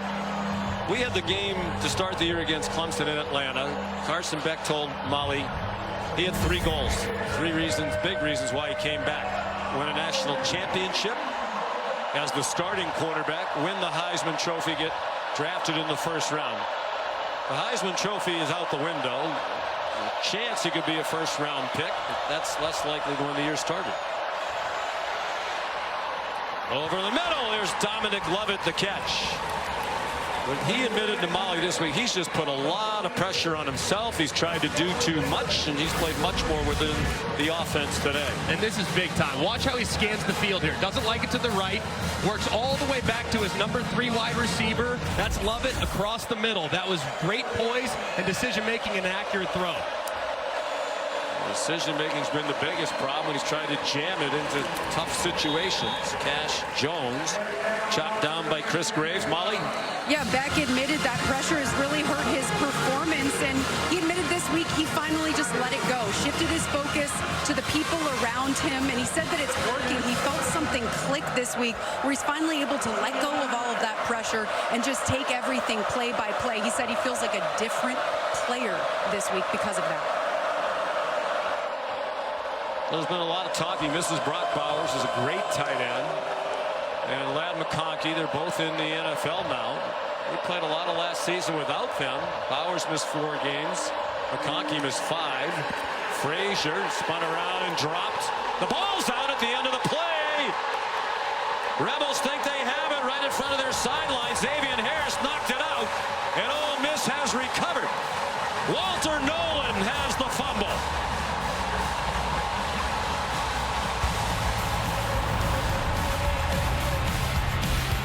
And Walter Nolan dives on it, but it's play made by Xavier Harris, who pulls it free from the outstanding freshman Nate Frazier, who's had some fumbling issues before, but what a play by Ole Miss's defense. J.J. Pegues back on the Ole Miss bench. And he looked a moment ago like he might be able to return. It's a deep defensive line. It was Xavier Harris, who's a backup who plays a lot, who made the play to rip the fumble out with Pegues on the bench. Jordan Watkins dropped for a loss. On first down for Ole Miss, a 3-yard loss tackled by the freshman Chris Cole. Speaking of depth on defense, I mean, just one after another for Georgia at the second level. Chris Cole, you see the speed out there to chase down a guy that runs 4.3 is pretty impressive. Freshman from Salem, Virginia. Just one top 3 recruiting class after another for Kirby Smart. George is 7-1 or better for the 7th time in the last 8 years under Kirby. Jackson Dart. All kinds of grass over there. And the crowd loved the fact that he lowered his shoulder into KJ Bolden. And it's a first down after a 21-yard run by Dart. A great decision there by Dart. One of the few times Glenn Schumann's called blitz. That time, they have nobody outside the left because they brought pressure to the right. Dart makes him pay with his legs. 7th play of 20-plus yards on offense for Ole Miss today. Taking down toward 2 minutes to go. In the third quarter, Dart might have been deflected. Tried to get it to Caden Lee. It was a flutter ball. Dart, after that performance last week's the all-time leader in total offense at Ole Miss. 2nd in passing yards behind Eli Manning. A very good chance to pass Eli before the end of the year. Came into today needing fewer than 600 yards. He's at 199 today. Averaging 357 per game passing. Play clock at 3. 2 minutes to go, third quarter. Another errant ball. Jordan Watkins, the intended receiver, with Malachi Starks in coverage. That was tipped at the line of scrimmage by Tyrion Ingram Dawkins, too. So clearly, with how quickly Ole Miss is getting rid of the football, Georgia's pass rush maybe slowing down, trying to get in the throwing lanes with their hands, see if they can't tip a few at the line of scrimmage.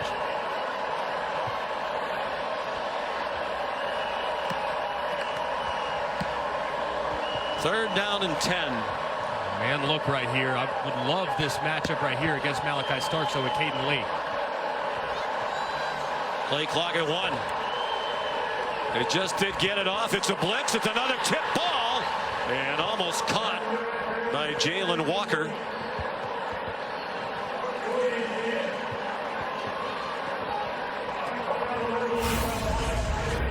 And just a great job. They bring pressure around. Number 3, C.J. Allen, is unblocked. Dart knows he has to get rid of the football. He's got a guy open underneath. That's Bentley. But the outstanding linebacker Allen goes up, tips it, and it falls incomplete, nearly intercepted. Good hands in that defensive front, tipping some passes for Dart to end that possession. Just the second punt for Frazier Mazin. And a fair catch made by Malachi Starks. Georgia will start inside its own 9-yard line after a 44-yard punt. Georgia's been a team that has almost always answered the call. I mean, even when they don't have their best stuff, they seemingly get better as the game goes along. And this feels like a drive right now. The offense found rhythm on the last drive. They were throwing it well. They've been running it pretty well. Just got to stay with that. You just got to make sure ball security here as the weather and the conditions are still challenging. They had a long drive for a field goal to start the half. Then they had another good drive going. Frazier fumbled the first Georgia turnover of the game. Each team has turned it over once. Carson Beck. Fake to Etienne, who's back in. Here's Arian Smith. Knocked down at the line of scrimmage by Yam Banks, the backup defensive back who plays quite a bit, transfer from South Alabama. One thing that hasn't really been that impactful here in the second half has been this Ole Miss pass rush. They haven't really been able to get home, and with J.J. Pegues sideline, Xavier Harris, number 51, is in there. He's very disruptive on the inside, but their pressure is going to come from the edges. You got to see Princely Umanmielen and Jared Ivey there on the edges, see if they can get home.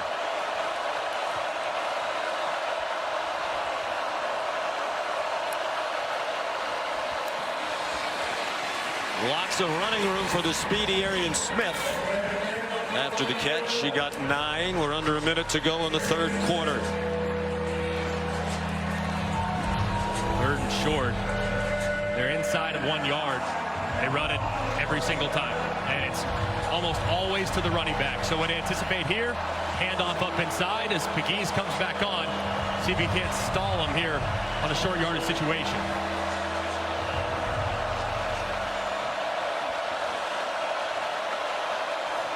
3 out of 9 on 3rd down. It's been a season-long problem. Beck keeps it and lunges ahead for the 1st down. 6'4", 220. Why not? That might be the last play of this 3rd quarter. Georgia in no hurry to line up and snap it again. They've come back time and time again. Do they have one more in them? Likely the final play now of the quarter. They did line up to have a chance to snap it, but did not. ESPN's presentation of college football on ABC will return after this message and a word from our ABC stations. But they were still outscored by Ole Miss 6-3 in that 3rd quarter. This record-setting crowd starting to feel like they might be here on an historic night. It would be the highest-ranked opponent they've ever defeated at home. AP-ranked opponent during the poll era, which goes back to 1936. Never beat a top 2 opponent here. Georgia's number 3 in the CFP, but they're number 2 in the AP this week. When they beat Alabama here in 2014, the Tide was ranked number 3 in the country. But a long way to go, and a team with a knack for coming back, as they've done over and over again, particularly the last 2 years. They're going to wait for the smoke to clear here. That camera shot doesn't look that bad, but from where we are, it's bad. I always thought the smoke was an advantage for the away team because you can't see the white jerseys through the smoke. What do you think, Sean? They're hoping for a little help from the breeze here, but there really isn't any. I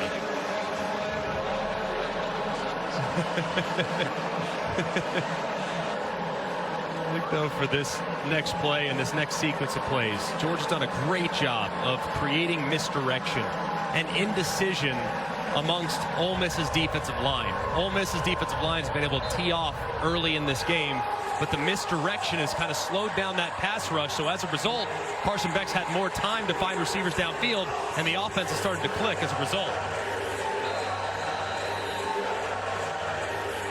The smoke is sufficiently lifted. Last time they overcame a 10-point deficit entering the 4th quarter on the road was 1999 against Vanderbilt. Of course, when you have the success that they've had over the years, you're not down much entering the 4th quarter. Twice this year, they're 1-1. The loss, of course, at Alabama. The ball comes out! And it looked like Georgia got it back. Frazier, the ball carries, already lost a fumble in the 3rd quarter, and Etienne's going to come in for him. Jared Wilson, the center, pounced on the fumble. And that's a huge problem. I mean, Frazier kind of went to the doghouse a little bit because of fumbles in practice. Here almost loses another one, so they bring in the more sure-handed Etienne now. Even though he's not at 100%, he will secure the football.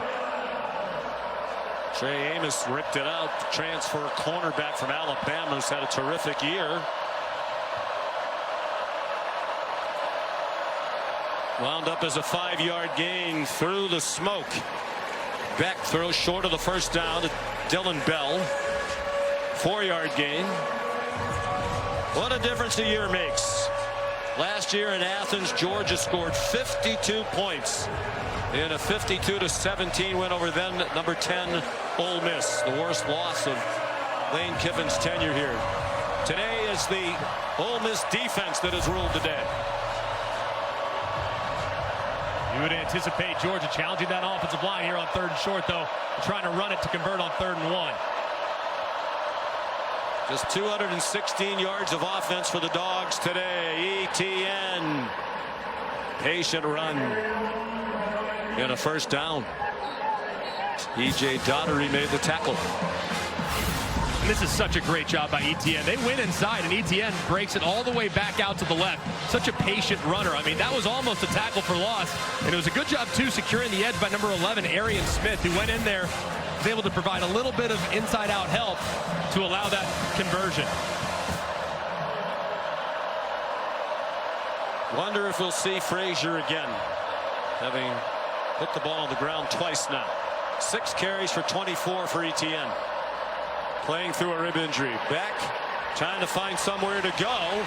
Now he takes off running and dives across the 40. 9-yard gain. He's a very good athlete. He's capable of that more often than he does, but he doesn't need to do it. Well protected by that offensive line, but he was a college recruited baseball player. Originally that was his plan, to go to Florida and play baseball, but then when he started getting recruited to play football, he chose football. In part, he told us early in the year, because football you get a full scholarship. Baseball usually it's a partial scholarship. He made the right decision and to play for a long time. Cash Jones on 2nd and 2, got nothing. The mayor of Oxford, J.J. Pegues. He's the mayor, but even he couldn't find enough tickets for this one with this record-setting crowd. He said he has a bunch of cousins. And he had to tell a lot of people, I'm sorry, I can't get you tickets. I just don't have enough. Understandable. It's a tough situation, and another tough situation here for the Georgia offense. 3rd down and medium. Had this down a distance multiple times today. Number 6, Dominic Lovett. That's their guy in short yardage medium situations. 5 out of 11 on 3rd down. It's a blitz. They were close to being offside, and it's another sack. Princely Umanmielen, the ball is still free. Recovered by Georgia for an even bigger loss as Cash Jones got taken down back near the 20. There is a flag down on the far side of the field.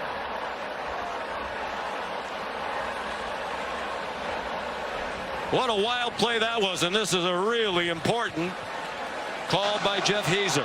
Personal foul, face mask, defense, number 25. 15-yard penalty. Oh, wow. Automatic first down. It would have been 4th and forever for Georgia, with a huge loss negated on the face mask against the excellent senior safety Trey Washington. And just such a crazy play right there, but very obvious. I mean, they are off the field, and because of all this twists and moves and up front off the left-hand side, it's a great move there by Princely Umanmielen. The ball's dislodged. It gets kicked around. Looked like for a moment they were going to be able to recover it, but they didn't. Umanmielen makes the play, and just really unfortunate there for Ole Miss, though, to have that fumble picked up by a running back and then have the unfortunate right hand of Trey Washington up into the face mask, where it results in a free first down on a broken play. Well, just the 2nd Ole Miss penalty today, but both have been on the defense, both to extend drives for Georgia. And the other common denominator in the 2 losses for Lane Kiffin this year, against Kentucky here and at LSU, they had a chance to win the game if they could just get a 4th down stop in the 4th quarter, and in both games they couldn't do that late and wound up losing. Will they get the key stop today when they need it most? Under 11 minutes to go. Beck with pressure coming, and down he goes. Sontaran Perkins. 3rd sack for the Rebels. Well, the left tackle is struggling so much earning the screen that they put Oscar Delt, number 4, over there to try to help, and it doesn't matter. Sontaran Perkins is among the fastest players on this Ole Miss football team. They say he can run a 4.3, low 4.3. He goes fast as he can around the edge to drop Beck for another sack. He's an edge rusher at 210. Pete Gooding, the coordinator, said ideally he'd be a will linebacker, but they need him as an edge rusher. He leads the SEC with 10 sacks. Flag down before the snap. Thrown by the umpire.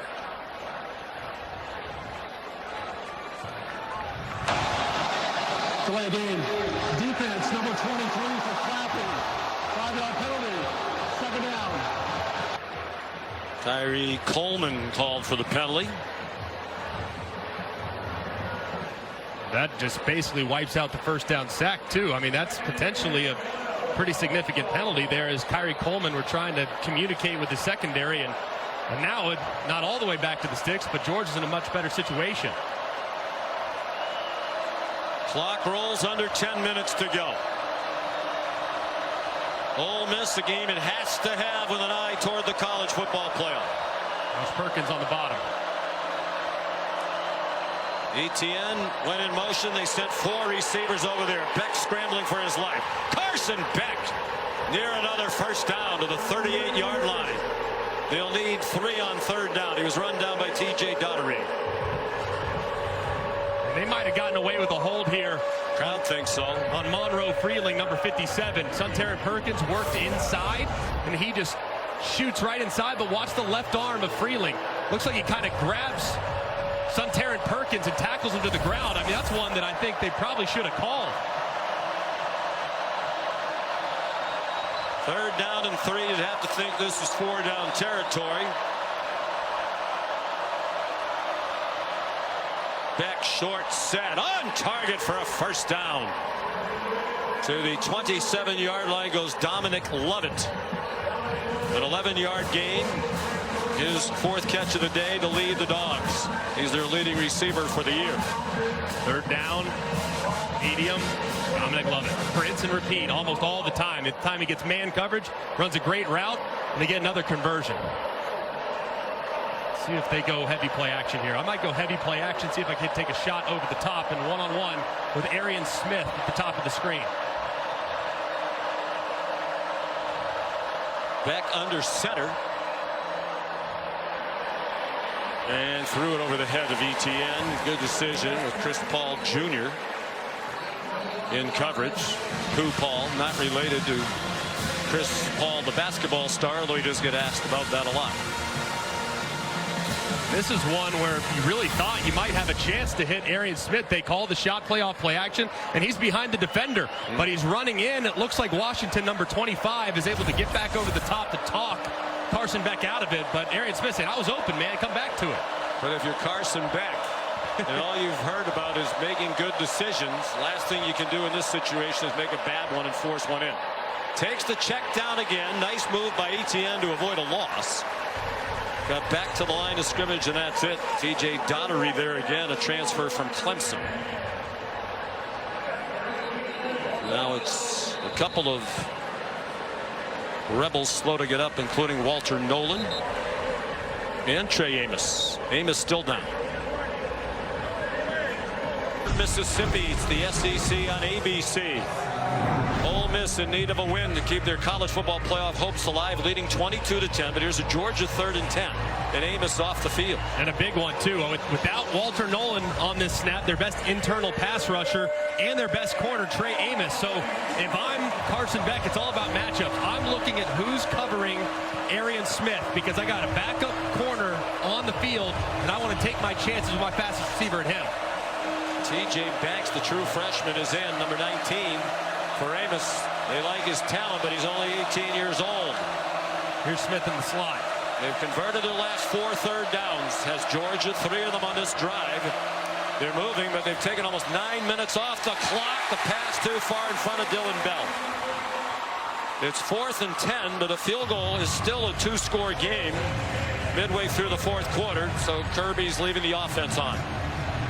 Big miss there to make 4th down a little more manageable. And now you have the best corner coming back on the field. But I agree with the decision to go for it here. 4th and 12, 4th and 10 here. Still looking in the direction of Arian Smith. Big 3rd downs. He's been their go-to guy. Big 3rd down conversion against Florida and Texas earlier this year. Play of the year on defense for Ole Miss. 4th down and 10. Back. Deflected and intercepted. John Saunders picks it off and slides down at the 25.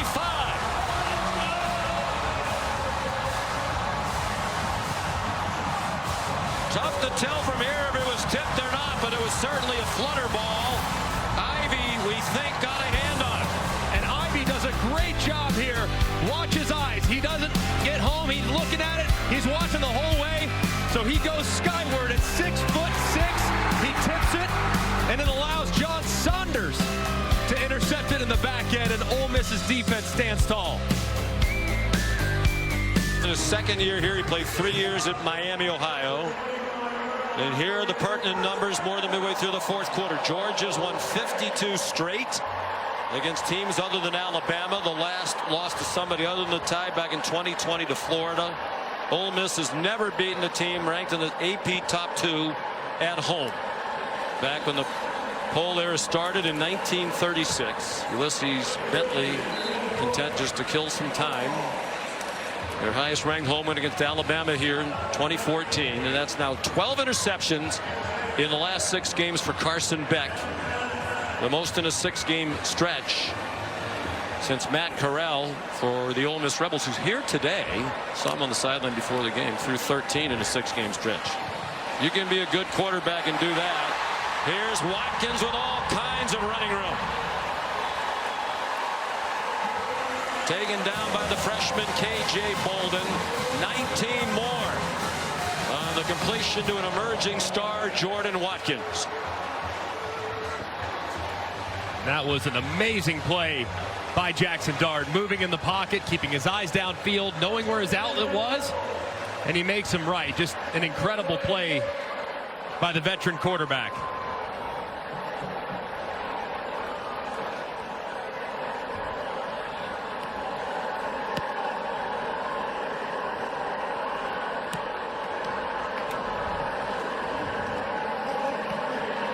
Dart play fake, trying to get it to Watkins. He put his hands up as if saying being held.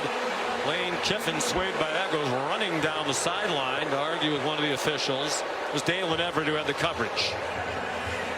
Trying to kind of sneak one there as Georgia have a lot of guys up around the line of scrimmage, anticipating run. Lane Kiffin says if we got one-on-ones, we trust our quarterback, we'll take a shot, and might have gotten away with one there against Glenn Schumann's defense. Watkins lines up in the backfield and then goes in motion. Jackson Dart pulls it down and runs. And he's still running. Jackson Dart banged out of bounds by K.J. Bolden. You'd never know he left very early with a left ankle injury.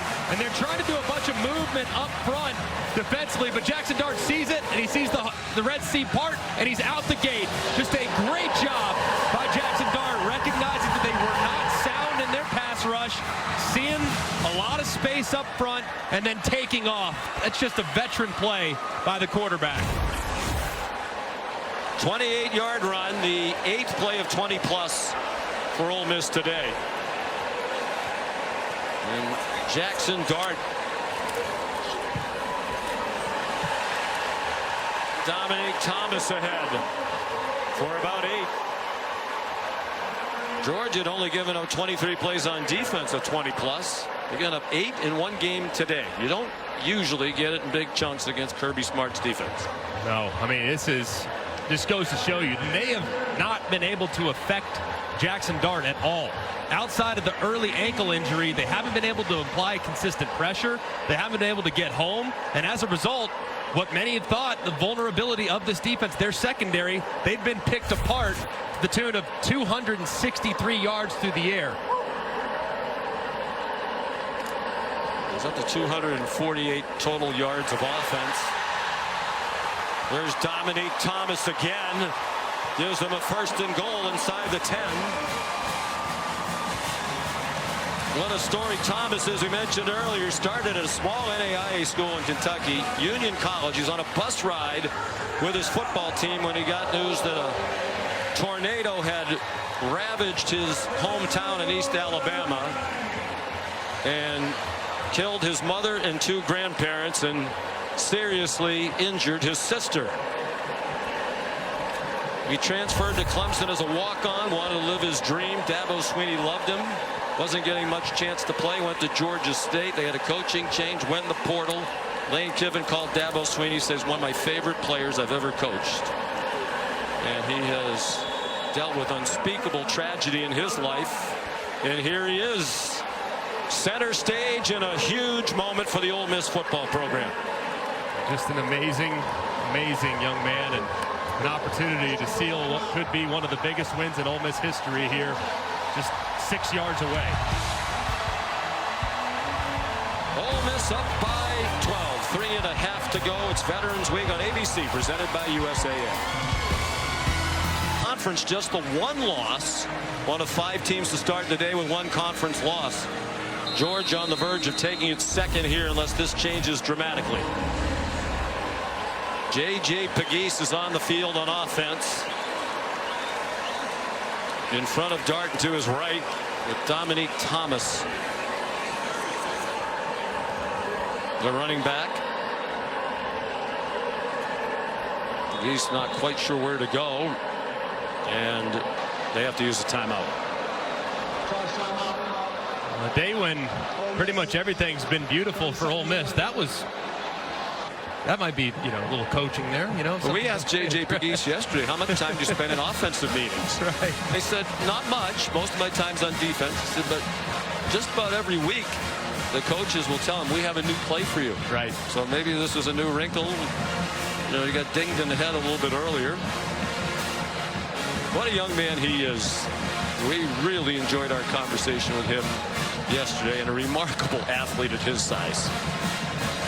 It's amazing to see a guy that's that heavy, 315 pounds, that moves with such light feet. I mean, it's like a ballerina when he's running through the hole, and yet he can lower his shoulder and run over defensive tackles. That's a pretty impressive combination. Pegues has come off the field.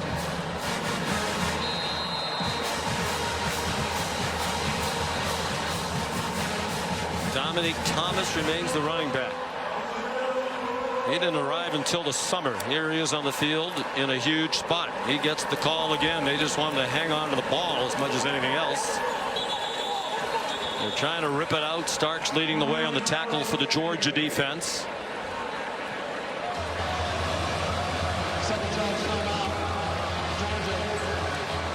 One timeout left for Kirby Smart and the Bulldogs. Kick off your NFL Sunday, 10 a.m. The Countdown Crew on ESPN and the app. They'll have early breaking stories, injury updates, previews of each game right up to the kickoff. Then cap your NFL Week 10 with Monday Night Football on ESPN, ESPN Deportes, and ESPN Plus. The Miami Dolphins at the Los Angeles Rams. Rams 4-4, riding a 3-game winning streak after they defeated the Seahawks last Sunday in overtime. The last quarterback for Georgia to throw 12 interceptions in a 6-game span, Carson Beck's offensive coordinator, Mike Bobo, back in 1996. We talked to Mike Bobo, we talked to Kirby Smart yesterday, and despite the fact Beck hasn't played up to the expectation level for many, Kirby said, I wouldn't trade him for any other quarterback in the country. He said, you might hear complaints about him, but you won't hear them from me. And with the game on the line, I mean, Beck has delivered. Unfortunately, I'm not sure he's going to have much of an opportunity. Down 2 scores here in a moment. Pegues now lined up at tight end on the left end of the line. Jackson Dart. Conservative play call there. They want to make Georgia use its last timeout. They'll still have the 2-minute stoppage. And what do you do here? Do you kick a field goal and make it a 15-point game, but still 2 scores and a chance for Georgia? Or do you go for the touchdown or the knockout punch? If it were on the 1 or the 2-yard line, J.J. Pegues, QB power, end of story. But with it being on the 7-yard line, I kick the field goal. 15 points with how your defense has played all game long, and with how you've rushed the passer at times in this game, feels like a very comfortable lead. So I would kick it here, secure it, and then I would start thinking about how do I rush the quarterback and end this game with a big strip sack. Well, the analytics say to kick it. And Caden Davis, who's already made 3 field goals,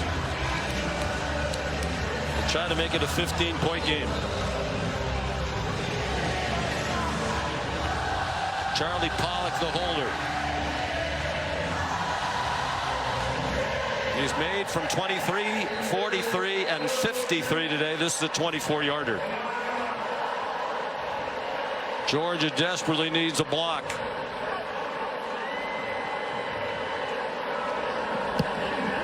It's good. And the lead grows to 15.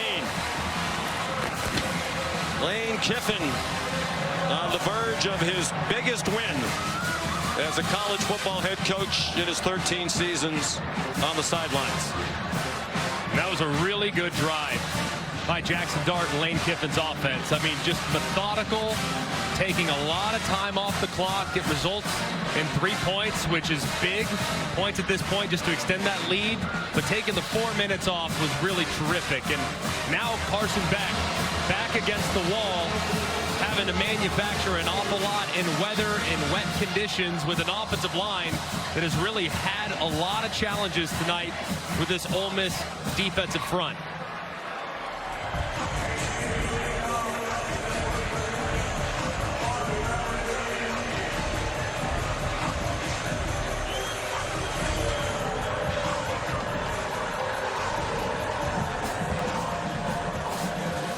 So now needing a big return, and they have Trevor Etienne back there instead of Cash Jones. Michael Jackson III is also back there, transfer for USC, who hasn't played much. I think Caden Davis would just try to bomb it for another touchback, and he does. Nathan go to 75 yards against this outstanding Ole Miss defense. They've been tenacious all night. A little earlier in the third quarter, they forced the fumble that really kills a drive for Georgia. And then a little later, 4th and 10.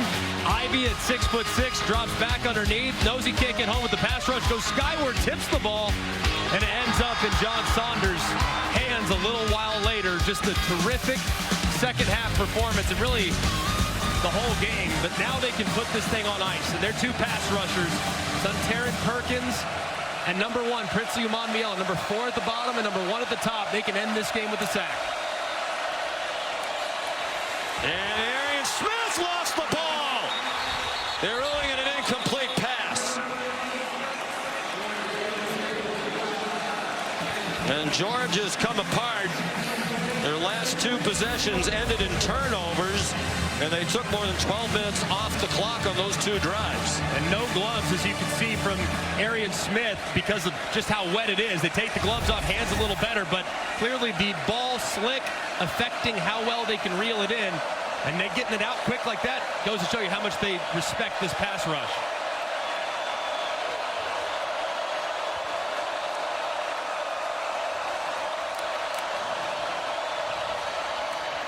Pressure! Beck goes down, the ball's out again. Princely Umanmiele knocked it out, and it's Rebels football. Suntarine Perkins recovered it.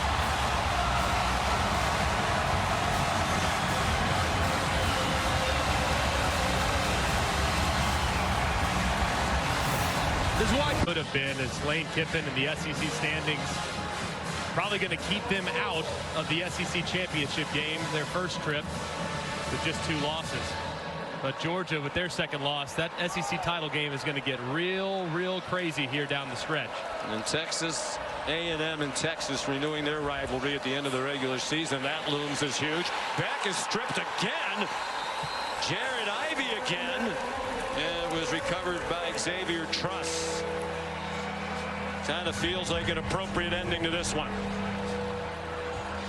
Just a relentless pursuit of Carson Beck all night long. And the offensive line now for Georgia, long considered a massive strength. They got massive question marks with an elite pass rush coming to Athens next week with Tennessee.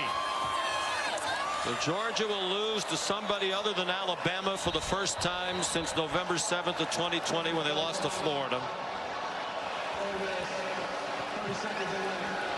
Ole Miss using its last time out. They had won 52 in a row, the Dogs, the teams against teams other than Alabama. And a huge win on the other side. Kirby Smart's friend, Lane Kiffin, starting to get the reputation as, guys won a lot of games, but hasn't won the big one. This is a big one. This is big. Absolutely massive for this program, and it's a proof of results. I mean, it's a proof of concept, because I think it's easy to sell hope and vision. It's another thing to pay it off when you get that opportunity, and to seize this opportunity tonight is massive for this program moving forward. 30 seconds to go. That one batted down by Ivy.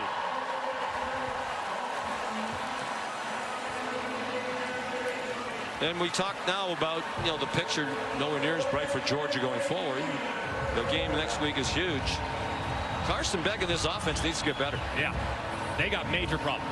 And it's not just everyone's talked about Carson Beck's interceptions, but they need to look at the receiver play and the drops and the inconsistencies with routes and the inability to separate downfield. And then, to make matters worse, the inconsistencies on the offensive line. Because if you can't block people in this league, you got major issues. I would argue with that a little bit. I mean, it got ugly here late, but they came into tonight having given up 10 sacks all year. Beck was pressured only 20% of his dropbacks all year entering tonight, the third lowest in the country. So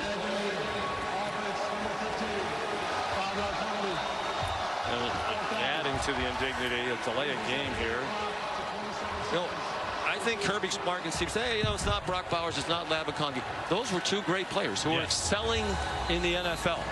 And when the quarterback loses guys like that, you knew in every situation Brock Bowers was going to be open. You could hand the ball off to Brock Bowers if you wanted to. Glad McConkey was going to be open. He doesn't have that same belief and trust in these other guys. They have a lot of good players, but they don't have those kind of guys that you can depend on in those situations. And that'll be something to watch, because the expectation of Georgia is to be in the mix for a national championship. And right now, the way this team is playing, they're storming the field. The game's not over. The referee, Jeff Heaser, telling the fans to get off.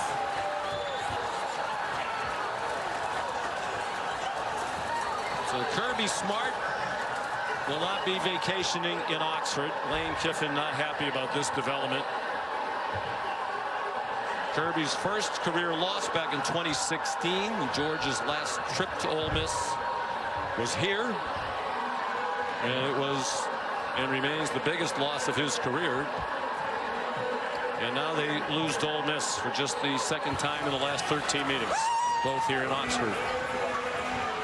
And they're trying to get the fans off the field.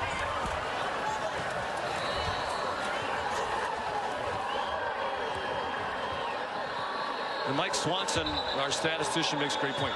You can't forget what Austin Simmons did in this game. Yes. It was Georgia with a takeaway, an interception on the first possession for Ole Miss. Georgia scored a touchdown on a very short field. Dart had to leave after the interception with what looked to be a pretty significant ankle injury. Austin Simmons came in, went 5 out of 6, and led them on a touchdown drive. Yeah, just in and their only touchdown drive in the first half. So Austin Simmons, he'll get a game ball tonight. Now, Jackson Dart and the defense will be the story, but you're 100% right, Sean, and the importance of your backup being ready at a moment's notice. And Austin Simmons delivered when they absolutely had to have it. And likely the quarterback of the future after a record-setting career here by Jackson Dart that's not over. But boy, he came in with everything going against Ole Miss to start the game, and he was as cool as one could be.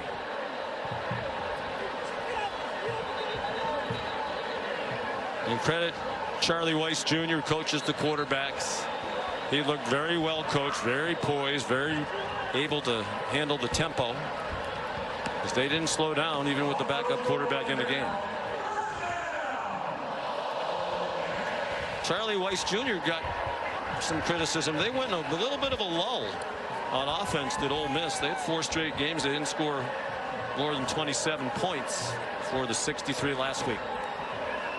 And this is one of the great offenses in college football, now coupled with a great defense. And they're still alive with an eye toward the college football playoff.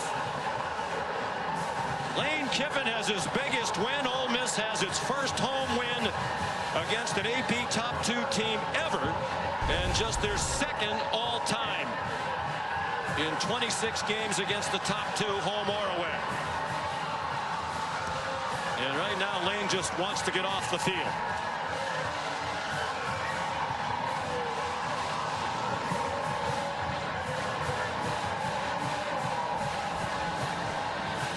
And Greg, they have a lot more work to do, both of these teams, now to get in the playoff. But if Ole Miss gets in, there's that's the team nobody wants to play. There's Molly McGrath with Lane Kiffin. Coach, I finally caught you. The fans with a little amateur rushing of the field, but the highest ranked home win in school history. They have a lot to be excited about. What did it take to get this win? Proud for our players, our fans. You know, they put a lot into this season. We screwed up 2 games, so really pleased the way they played today. A really clean game against the best team in the country that hadn't lost for 51 games except Alabama. So just really happy for our fans, and thank God for our players and the way they came back from adversity this year. You told us Georgia is the best team in the country. You forced 3 consecutive turnovers to end the game. How did your defense control this one all day? Yeah, I mean, one year ago we lost to these guys by like 30, and we made a decision. We got to go recruit differently. We got to coach differently. We planned for this game for a year. We game planned all offseason schematically against their defense and offense, and it paid off today. Yeah, you mentioned that 35-point loss to Georgia last season. It opened your eyes to what it would take to contend in the SEC. How is this team now built to go far? I didn't hear it again. How is this team built to contend in the SEC? I don't know. We got a couple games left, and we go into a bye. This is a really good win. Again, I'm just happy for our family, or for our university, our players. You know, that's a lot of work to beat those guys like that. A lot of guys did things right, so we still got a long ways to go.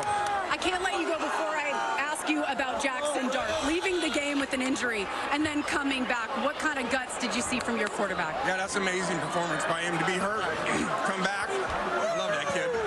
I see you getting a little emotional. All right. All right, thanks, Coach. Congrats.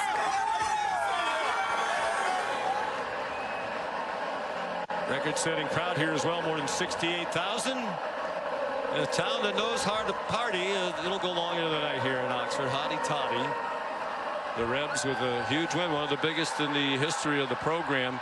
And not surprised, Lane got a little choked up talking about Jackson Dart. You know, what a leader he's been of this team. He told us, Lane did early in the year, Jackson Dart was very involved in recruiting a lot of these guys who they got out of the transfer portal. When they would come and visit the offseason, he was involved with every single one of them, convincing them they could be a championship team. Yeah, I can understand as a quarterback being involved with the offensive guys, but when he's actively recruiting Princely Umanmielen and some of the guys that rushed the passer and made it so impossible on Carson Beck all night, just goes to show you how all in he is for this program. And this program really deserved this, because to look at their 2 losses and to see how they lost those games, and just needing 1 4th down stop against Kentucky, 1 4th down stop against LSU, and they're an undefeated football team. So to see them rise to the occasion was really rewarding tonight. Yeah, they could very easily, with those 2 4th down stops, be an undefeated team right now. I still think they're good enough to win the national championship. They may not even make the playoff.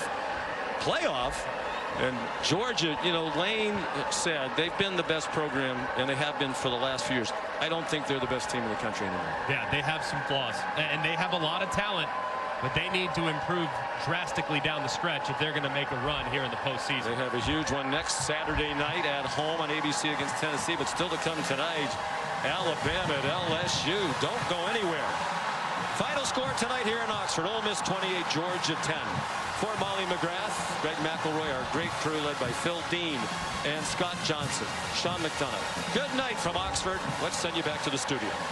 Sean, thank you. They're going to party all night long into that deep, long weekend in Oxford. Ole Miss playoff hope still alive. We have a knockout game ahead in Death Valley. Prime time, Alabama on the road at LSU.